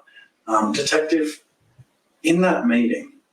When was this meeting? This meeting would have been maybe August. 2024? No, 2023. 2021. So you're talking about the meeting with Denise? No, we've had many meetings with Denise. Denise has made a lot of money in this. It's apparently quite profitable. Did she? I thought Denise said that she didn't charge anything. We'll find out. So Florida, Myanmar Beach, I believe it was sometime in July. This is sometime, I believe, in August. Could be different, but it's around that time. It's in summer. Within that time, we fly there, she flies here, all that stuff back and forth. Then she comes to issue family reconciliation. And literally, my wife, we're all sharing grievances. So this is after like 2 or 3 days of everything. I mean, I've been emotionally raped and abused by this woman. Emotionally R-worded and abused by Denise Boggs. Look at the attorney. Amazing? No, I would expect Josh to say that. Again, back to woe is me, I'm the victim. Not a good look. And the detective, at the onset when he started doing this, the detective had his number. Let's go back to your family. Let's go back to your childhood. Let's do this. Let's do that. Have you ever watched porn? Do you still watch porn? Like all this. Have you ever looked at another? Do you still watch porn? That means that he did. So he's admitting that he had, I would suspect, if she's asking, do you still? Another lady, as you're walking down the street, have you ever cheated? Have you ever done this? It's like craziness. And, but anyway, according to Denise, it's time for family reconciliation because Josh didn't do anything. And what? He doesn't say it, but he's insinuating that Denise is coming out and saying, Josh, you didn't do anything. I think he later talks about it even more, but I don't think that's what Denise ever said. They previously said. But everybody's a liar, not him. Is based on nothing. Nothing. No evidence, no credibility, nothing. So it's time for family reconciliation. We all need to move on. And my wife, Jonathan, was saying, how, he's going to be president and all of this. And, he feels like Rachel, doesn't accept that. And Rachel said, Jonathan, I don't want to become the president of Daystar. That's a lot of responsibility. I just want to do my thing and stay to myself. Everyone's, let me keep to my lane. Mm-hmm. The next thing Jonathan says shortly after is, Josh, I'm so sorry for putting you all through all of this. I'm so sorry. He starts crying. He asks if he can hug me. Well, he doesn't ask. He just gets up and we hug. He sobs on my shoulder. And then he asks if he can pray for me. And he prays. I believe Jonathan does corroborate this, but it's probably not exactly as Josh says, but some facts will overlap. They'll have similar facts. but they're not going to be identical. For me. And something on the inside was like, this isn't over. And then the other thing on the inside of me was, how is Rachel saying she doesn't want to become president got anything to do with your previous assumptions and drawing really trying to join dots that are not there about me? What does that have to do with anything? We're wondering the same thing. We're wondering how, Josh, you claiming that Jonathan wants to be president has anything to do with you. So you're agreeing right now that it has nothing to do with you. So he contradicts himself. He started out by saying this is all about a job, right? Jonathan wants that seat. And he's admitting here, doesn't make sense. He can't connect the dots. Why so quickly? Or just to be good? And so I never really accepted that. That he was doing it. It's almost like too coincidental. Okay. This family reconciliation, who all was there? Was it just you and Rachel? Marcus, at this particular one, it was Denise, my wife Rachel, Jonathan and Susie. Okay. And then we all got together as a family group with everyone else, either later that day or the next day. I don't know. Denise has been out here so many days, Where does Debbie come in? Debbie was recommended by Denise to interview me. I believe it's called a forensic something. Okay. And I said, fine, let's do it. And she's like, well, Josh, you do know that this person's job is to put people away if they. Okay, so Debbie Lenhart's job is not to put people away. My understanding is she's not law enforcement. She's not a prosecutor. So I don't know what he's talking about. Guilty. I was like, great. I've got nothing to hide. Like, let's. The more we can do to establish fact from fiction, the better. And so she had to come. I said, do you want just me, or would you like Rachel in it as well? Denise said, she'll let us know. Denise said, you both. So we both were interviewed. Do you see the attorney yawning? He's yawning a lot. He's tired. He's like, just get to the facts. And at the end of it, Debbie said, it sounds like this is a big family feud, fueled by competition and jealousy. And from what she said at the time, there's nothing here. So we're good. I'm sorry, Josh, you had to. I don't think that Debbie Lenhart said that there's nothing here, we're good. I think that it was that Josh failed to go back for the interview after he had been interviewed, where his wife, Rachel, kept on interrupting and not letting Josh answer the question. That's my recollection of the events. Go through this.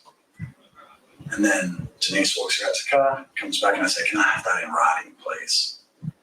She's like, sure, I'll ask her for writing. She should have a problem with that. I don't get it. And then a short time later, I follow up. And she's like, I'll follow up with her. And she's like, oh, no, she's not going to put it in writing unless you fly back out and meet with her again and sign some, Well, that corroborates what Debbie Lenhart said. She wanted him to fly back out. He's saying it's to get this letter that they say that there's nothing here. But again, the facts are going to be overlapping. This actually corroborates what Debbie Lenhart said, that he was to come back out for another interview. some forms and all that. I was like, okay, let's do it.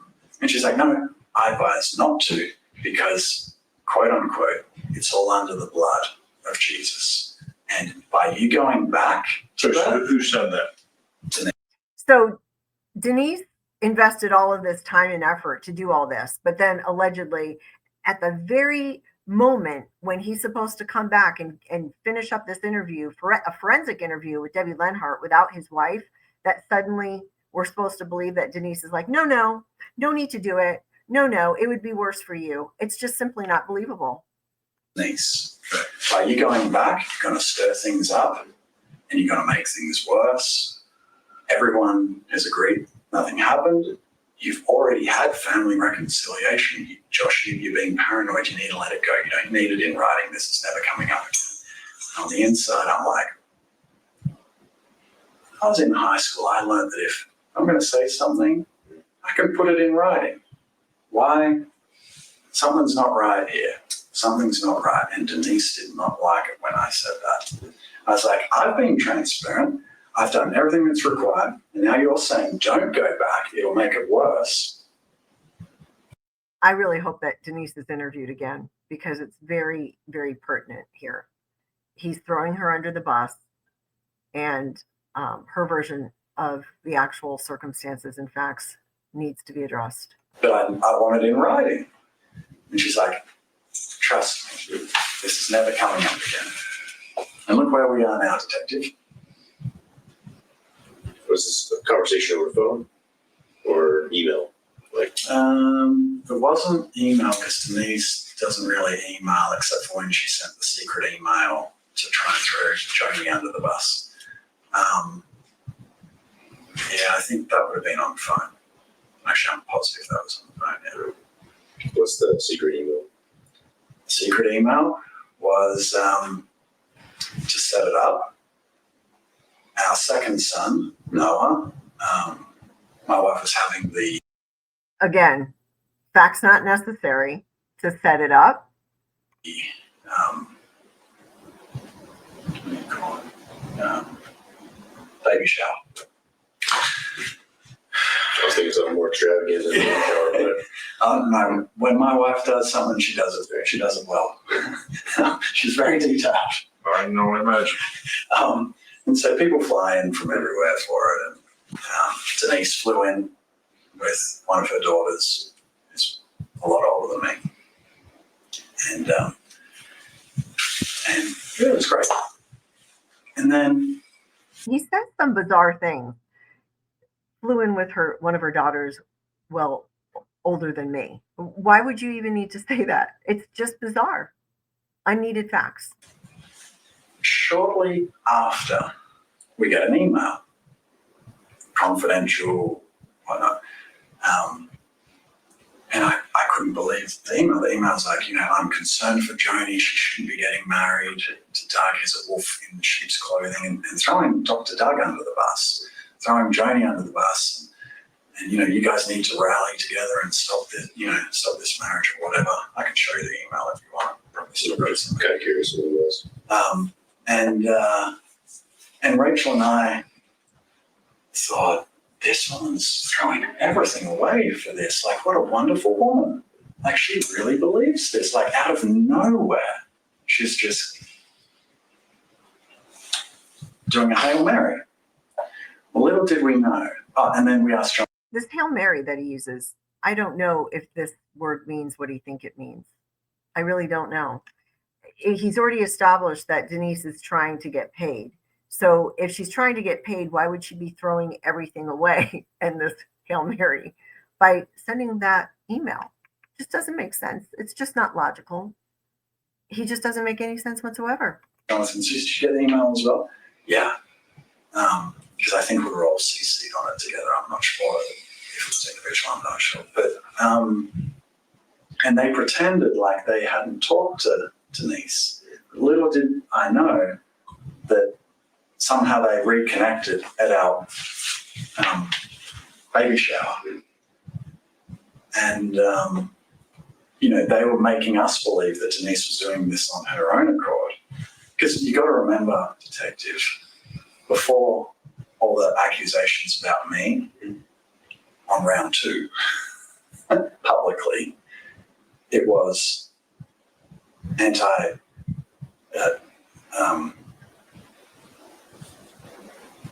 religious discrimination, threat of legal religious discrimination lawsuit. That didn't work. Then the next one was blackmail and extortion in an email. So he's trying to get daddy's job, and mummy's staying in it. Mummy needs to. Interesting. He's saying that extortion didn't work. He's saying that the alleged religious discrimination suit didn't work. So sitting here right now, this didn't work either. You know, if he's claiming that this is all false and that they're accusing him unjustly, unrightly, and all that. Well, it just doesn't make any sense. Why you, and why that kind of an accusation, Josh? You never tell us why. Maybe he would say, go ask them. Move away, so he can get it. Mummy ain't going anywhere. And so he then. He's confident with that. Joni isn't going anywhere. Very confident in that. Or they used Denise to try and get us to rally together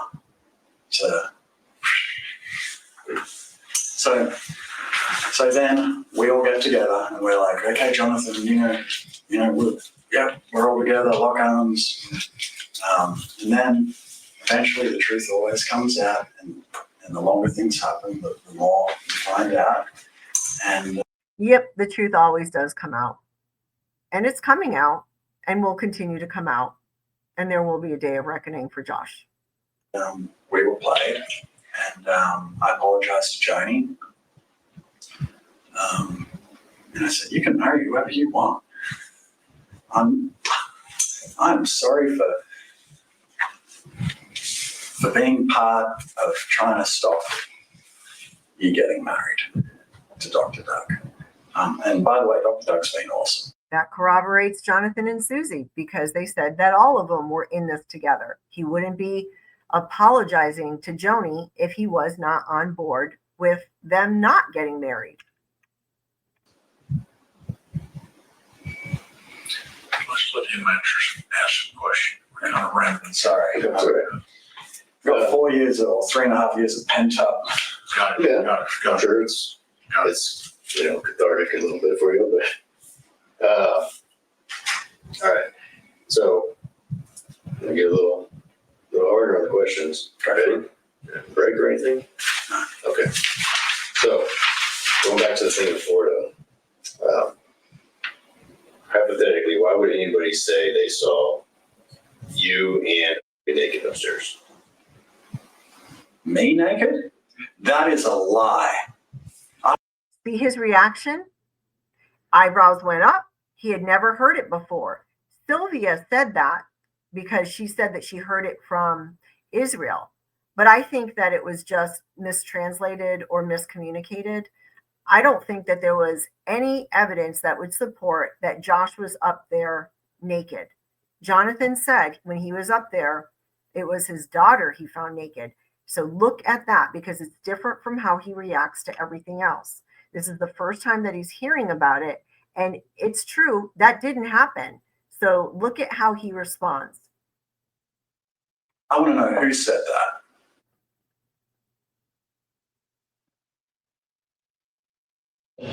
Israel saltó del agua y dijo, From the water? ¿qué cree que pasó? What, you're not gonna believe what happened.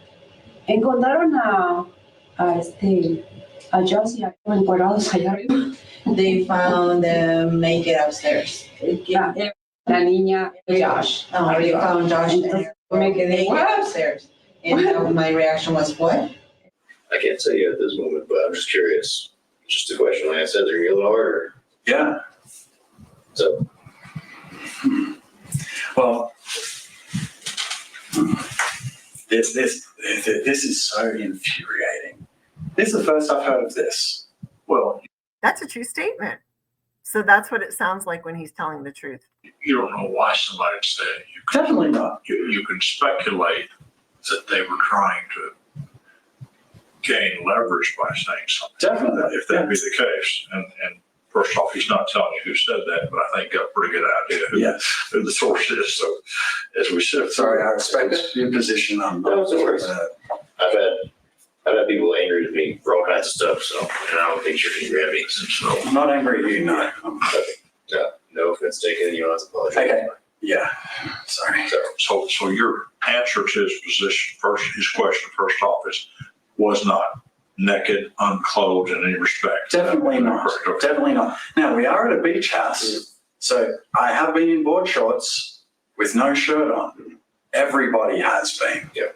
So there was that, which is not uncommon, but naked, definitely not. And then his question was posed, why you don't know. The definitely not did not require this. Did you notice that? It didn't require that. But you could speculate as to why somebody might say that. You're asking why I don't know? I'm just questioning. Not why you don't know, like you said, would there be any reason why anybody would say that? Like, your opinion, whatever. To try and peddle, well, I don't want to speak for other people, but I think it's pretty obvious. Yeah. Well, I'm here for your opinion and how you feel about everything. That's what we started off with how you feel about everything. So, I guess you think it's somebody just trying to throw mud all over you or something? Yes. Okay. Still vague as to how throwing mud on him, how accusing him of something he didn't do would lead to Jonathan being able to get a job. Anybody? Anybody? He never explains it, neither does his attorney. All right. So we've had information for talking about, I'm sure that people mentioned the letter. You heard anything about that? That apparently Jonathan Weiss wrote. I heard about that from some. He said it again. He uses that word. Remember, Susie said when he was going up the stairs, he said, This is the second or third time he said it. Someone from these bloggers, once again, used to me. So in that information led to people witnessing you kissing me in the green room. So the green room was like that break room at Daystar, I guess. Well, we have a lot of green rooms, but they'd be probably referring to the family green room. Okay. Yeah. At any point, have you ever kissed? Have I ever kissed her? I probably kissed her on the head or the cheek. This was coached. So he knew that this was coming. This was going to be a question asked. So right away he said, I probably kissed her on the head and the cheek. Because up until this craziness, you play with kids,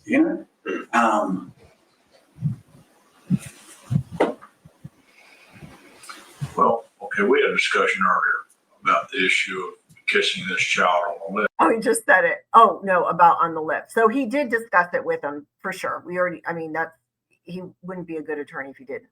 But now they're going to get into, he did discuss with his client that the allegation is that he kissed the child on the lips. Yeah, definitely not. I have not kissed her on the lips. And when you're And contrast that with what JW and Rebecca say, because they said it in both of their videos. The first one just didn't have the additional information or description of Josh having braces on, because JW said he was grossed out because Josh had braces on and it was an open mouth kiss. kissing on the head or cheek, you're doing so in the presence of other adults. Of course. You're doing so as a tease or a little Yeah. Fine. Okay, so his attorney is clearly leading him here. He's being very specifically leading him here because this is an area that he knows that the detective is investigating. So he has to take the lead here and make sure that Josh doesn't spill the beans, so to speak. game with a child. Okay. And probably many times. Yes. Okay. So I'm not trying to speculate or put words in your mouth or anything like that. Okay, so this is one of the examples where he's leading and he shouldn't be. Whenever you open with, I'm not trying to put words in your mouth, then you're going to start with a leading question. He needed to give him the opportunity to give his own statements. Tell me about all the kisses. Where did these kisses happen? Because later he asks him if he kissed her in the pool. And Josh blunders. He makes a big misstep and says that, no, it definitely didn't happen in the pool. But Sylvia says it happened in the pool. So that's a problem for him In the event this ever goes to a trial, again, his words can be used against him. And not trying to sound disgusting, but it was as a, I guess Passionate kiss. I don't want to say passionate kiss, but like almost like a fatherly, like affectionate thing, not an intimate thing, correct? Like your intention was more affectionate, like, hey, I don't know why he's doing this in this way. He shouldn't be. little child versus an intimate. I'm answering for it. Probably more playful. Playful. When he said, he used the word affectionate, you're not adopting that word, are you? And no, and I'm not her father either. Okay. Oh, yeah, I was like, Okay. I didn't really have a better word than affectionate, but Okay, and he's doing this for a reason because there's certain terminology in the criminal code for each crime, right? He's saying you're not adopting that word affectionate. Well, first off, if you kiss a kid, it is an affection, okay? So come on. But he's being very, very guarded here for a reason, because that, it appears, although we believe that the investigation is because of that act, that criminal act with the penetration is being investigated, it appears that the investigation might be the kissing. you got it. Playful. So yeah. Okay. Certainly not intimate, No. certainly not affectionate, playful. Yes. No. Hear how his voice went up? No. Okay. Okay. Thank you.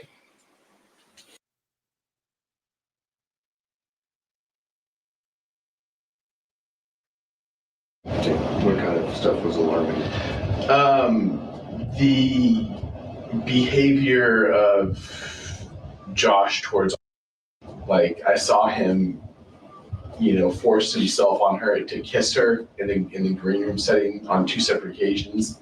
And both time I was just like, ooh, just why is he doing that? And I just went and told parents, Jonathan and Susie, I was like, hey, just so you know, I saw this. Well, one time Susie was sitting there. She was there. And I was like, going like this, like, Susie. We were like, hey. She was like, double the distance from where you are to me. And I was like, and she was kind of pretending like, I don't know what that was. She was pretending like She wouldn't say anything. she couldn't see me, which I was doing this. I'm not small, Yeah. and it's not a big room.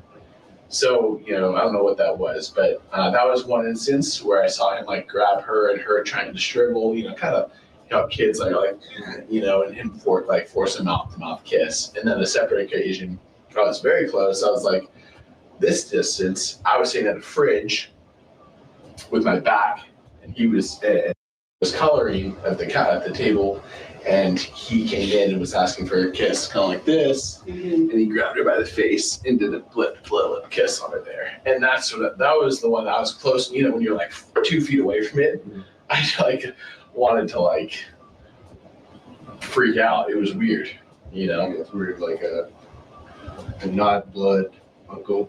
Yeah, Exactly. Okay. and even just anyone, like, I don't know. I wouldn't kiss. I We're mean, I very kiss my protected kids, but people. We're protected people. We love our knees. Okay. What if somebody had said that they had witnessed you kissing her on the neck and the face in a pool? In a pool? Yeah. No. No. Okay. So again, these are just like, I'm just asking these questions, but I love people to ask me that. I'd like these people who are cloak and daggers to ask me, like, It reminds me of Mike Bickle. The people that I abused, I want them to come to me in Matthew 18. why is this only coming up now? Like, this is the first I've heard of that. Okay. Kissing on the neck. What did you say? in the face, like in the pool.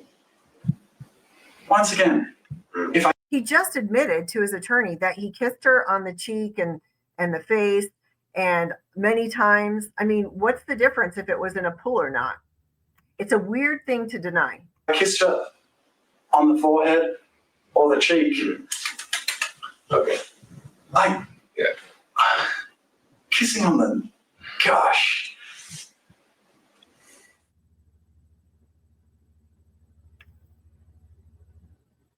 They were in the swimming pool, Y sí, él la estaba besando como muchos besos así como muy. and yes, he was kissing her like a lot of kisses, like everywhere. Ajá, so.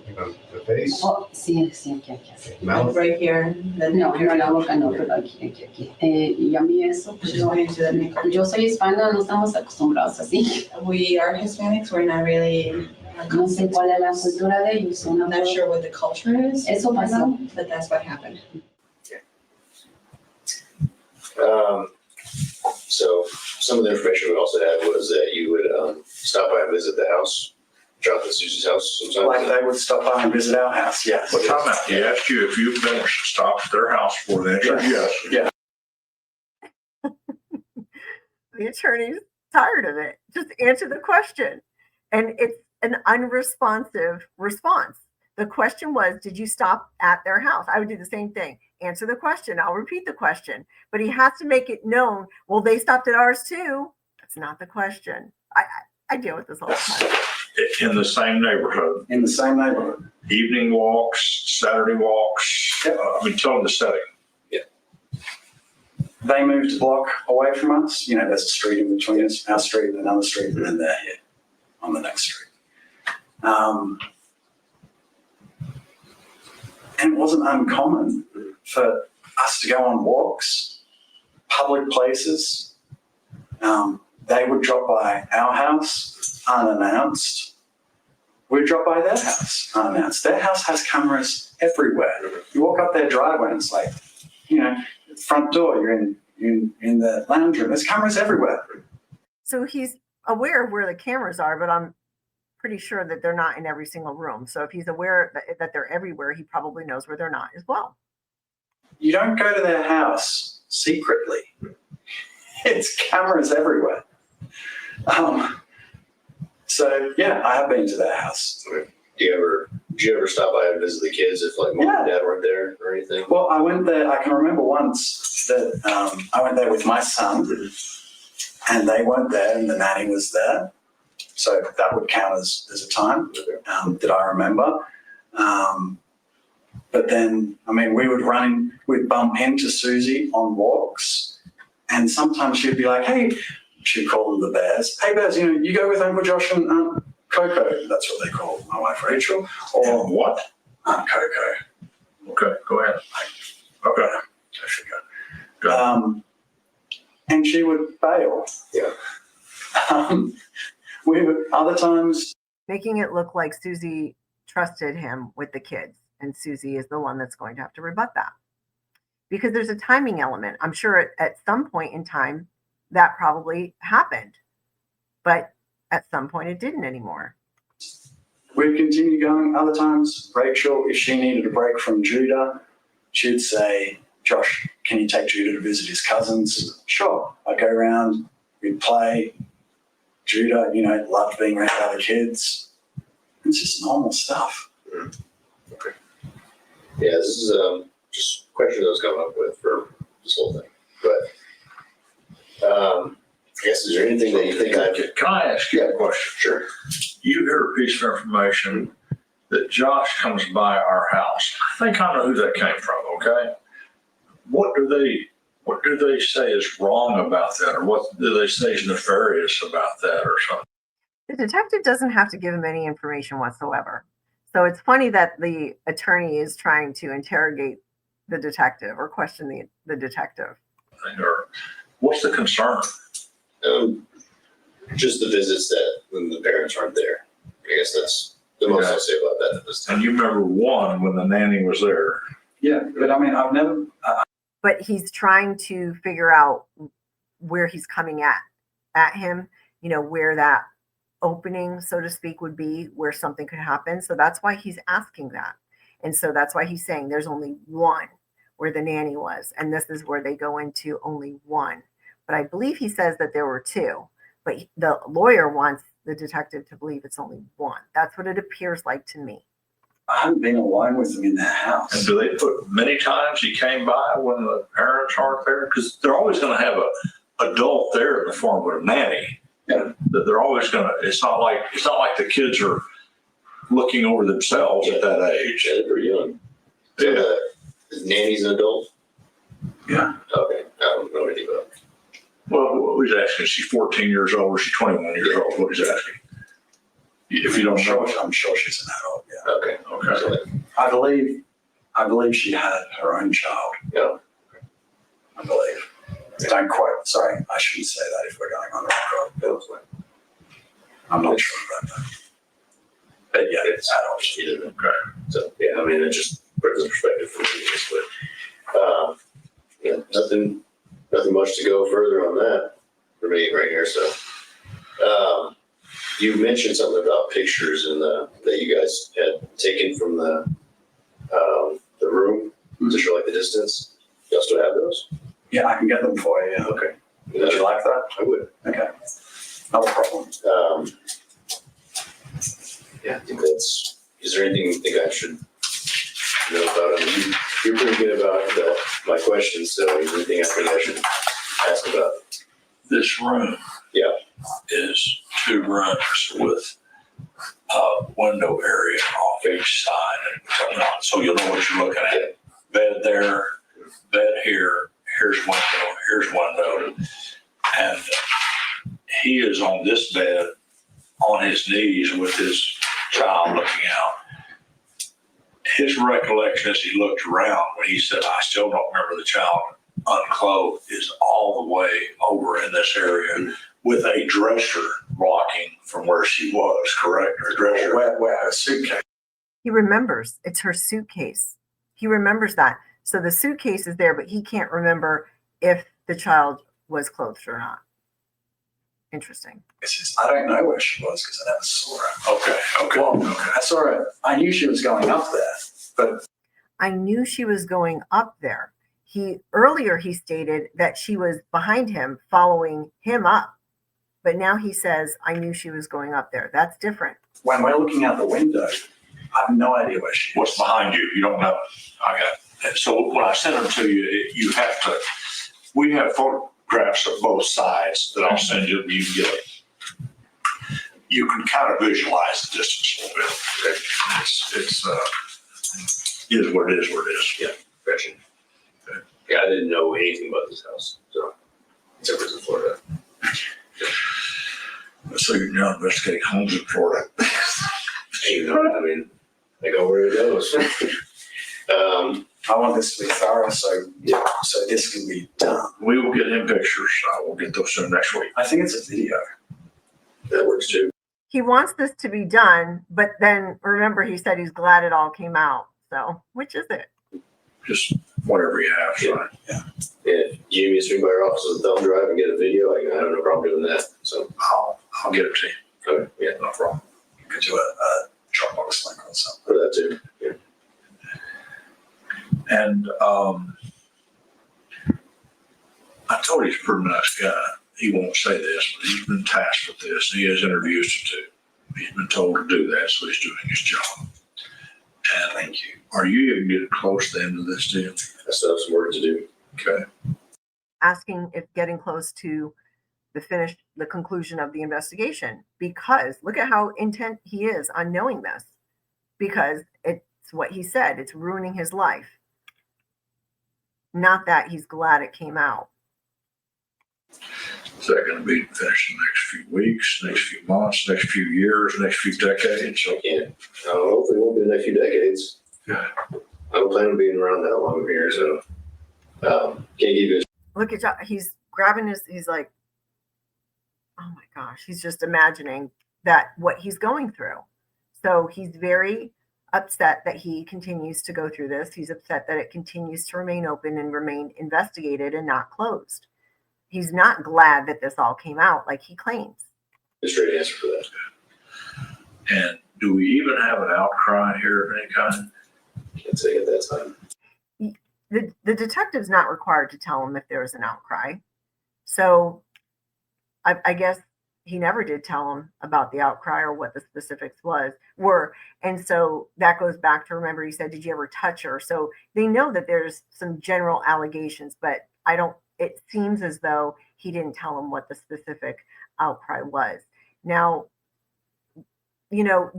that's a strategy thing. The detective might not have done it that way because, first off, he knew that Josh would just deny it. And he didn't really have anything more. So that could have been just something he decided not to do. I've heard you don't. Am I stupid? I'm not gonna say that. I heard it. Heard it might have come from you. Okay. So he says to the detective, am I stupid? I heard that you don't have an outcry.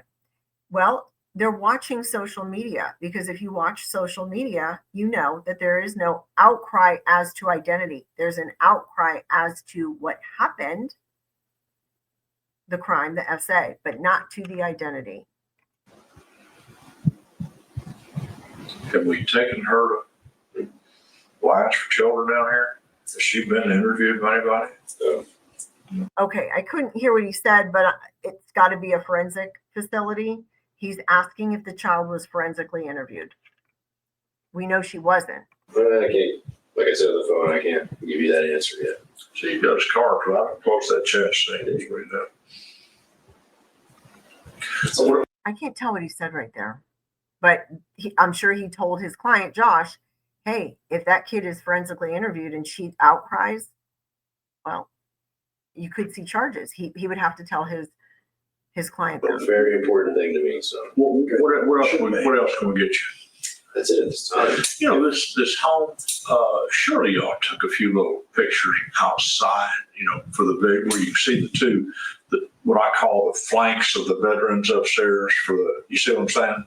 You can probably tell it from the exterior facade of the home. Okay. Well, Yeah. Was it like an Airbnb or is it like an actual? I think it's a VO. Okay. we'll get it to you. If I get an address, then usually they have like the website. You can look at the pictures and stuff. If it's a rental from me. Yeah. I can't answer too much. I know it's kind of a give and take thing, and it's mostly a take. But I get you my card. And if anything happens, like retaliation wise and stuff, like I said in the very beginning, threats or whatever, you let me know. Because this is serious. This is my life.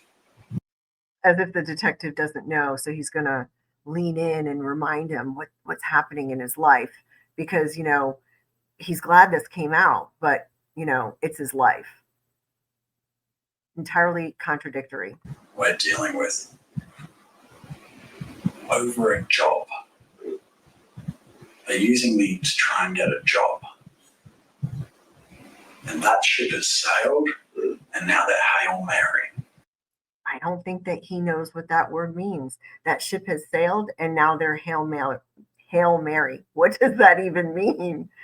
The ship has sailed, so that means he's not getting the job. So how are they going to get the job with what's going on here? And how is that a Hail Mary? Again, that's not connected. This is not right.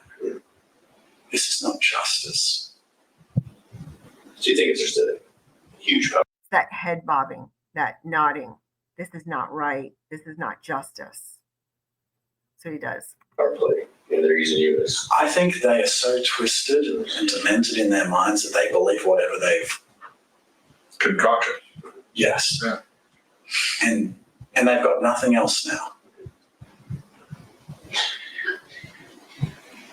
I did not do anything. Of course, see, I know you've heard all the backdrop of this, but obviously Daystar has been a very, very successful religious broadcasting company. They're in 110 countries, something like that. Yeah.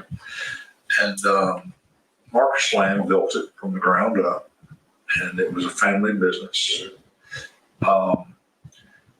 And somehow, some way, Jonathan fashioned that if something ever happened to his dad, it became his to run. It was his baby. And that wasn't the way it was left. It was left with Joni running it. And so for the last 3 years, with Marcus gone, 2.5 really, he's acted like a loose cannon, thinking, well, when do I get to sit in the king's chair up there? It's for me. It's been made for me. And it's not happening. So they had to put him on a correction program as an employee out there, which led to, believe it or not, a termination. And I think you know this because I shared it with you out here before. I'll be damned. That's when the accusation started. He was terminated. I mean, I don't know what else to say. The accusation started way before that. But so you've been real concerned about your daughter all these years. And you didn't bother to ever tell anybody in law enforcement. Didn't bother to put it out in the media. You didn't bother to even tell your friends. You damn sure haven't reported. If they thought there's I believe that they did report it because I remember the police report referencing a date, and it was before Jonathan was ever fired. child abuse, they've already committed their crime by not reporting it. So it's too convenient for words. It's such poor timing. It just reeks. I'd love to defend it in a courtroom. I don't think I'll ever have to, but I'd love to. It'd be fun. It'd be some of the funnest cross-examinations I've ever done. Oh, I see. I thought he was talking about a civil suit. This is what he's talking about. If he ever had to defend it. So he is a criminal attorney. If he ever had to defend it, it would be one of the funnest cross-examinations he would ever have to do, he says. Because these people are nuts. It would be easy. It would be taking candy from a baby, but that's Okay, not a defamation suit. Okay. So when I first I thought that's what he was referring to. He's referring to cross-examining Jonathan and Susie. He's saying that they're nuts. And he's saying that it would be so easy, like taking candy from a baby. Well, newsflash, they've been consistent in everything that they've said. So there's that. for another day. Not to sound rough or anything, my concern is the child.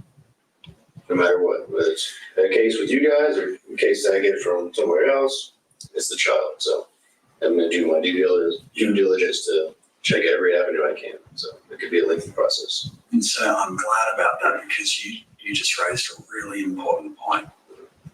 If they're willing to put their daughter through this, To further their own. Okay. So when I was a prosecutor, this is what I heard all the time.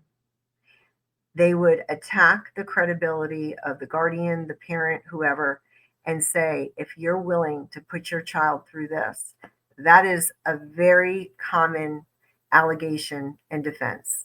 And it's just something that they all say. And the other side of it, and because juries know this is a big deal, and a parent is not going to put a parent who loves their child or guardian who loves their child, they're not going to put their child through that. So that argument has always failed every single time that, I mean, I can't say every single time. I had one where it was apparent that it did go to trial, but during the trial, it was argued that the mother was coaching the child, and that came out through the trial. And I had to agree that it did look like that. But I had never had any others where they used that defense that it worked. Agenda. to further their own agenda, that's easily seen. The facts are there. That's easily seen. Why don't you just let the detective determine that? He's done this throughout the whole thing, and you can see this, and that's easily proved, and that's what it is, and you can see that. That's their agenda. Somebody that's desperate talks like that. The story changes are there. They're all on record. And those kids safely. This is his last ditch effort. It's closing now, and he knows he's got to get it all in. With them. If their parents are willing to do this,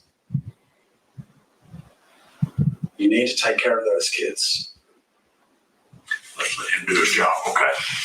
Got it. Okay. Let me get you that card. Yeah. Thank you. I know it's hard for you, but hopefully that. All right. This has gone on for over 2 hours, and I knew it was going to be long, but we got there. And I just wanted to go through this whole video, every bit of it, to comment on everything that we saw. So I hope that this is helpful. And I will be on with Everett talking about this tomorrow night if you're interested in watching that as well. So I will see you soon.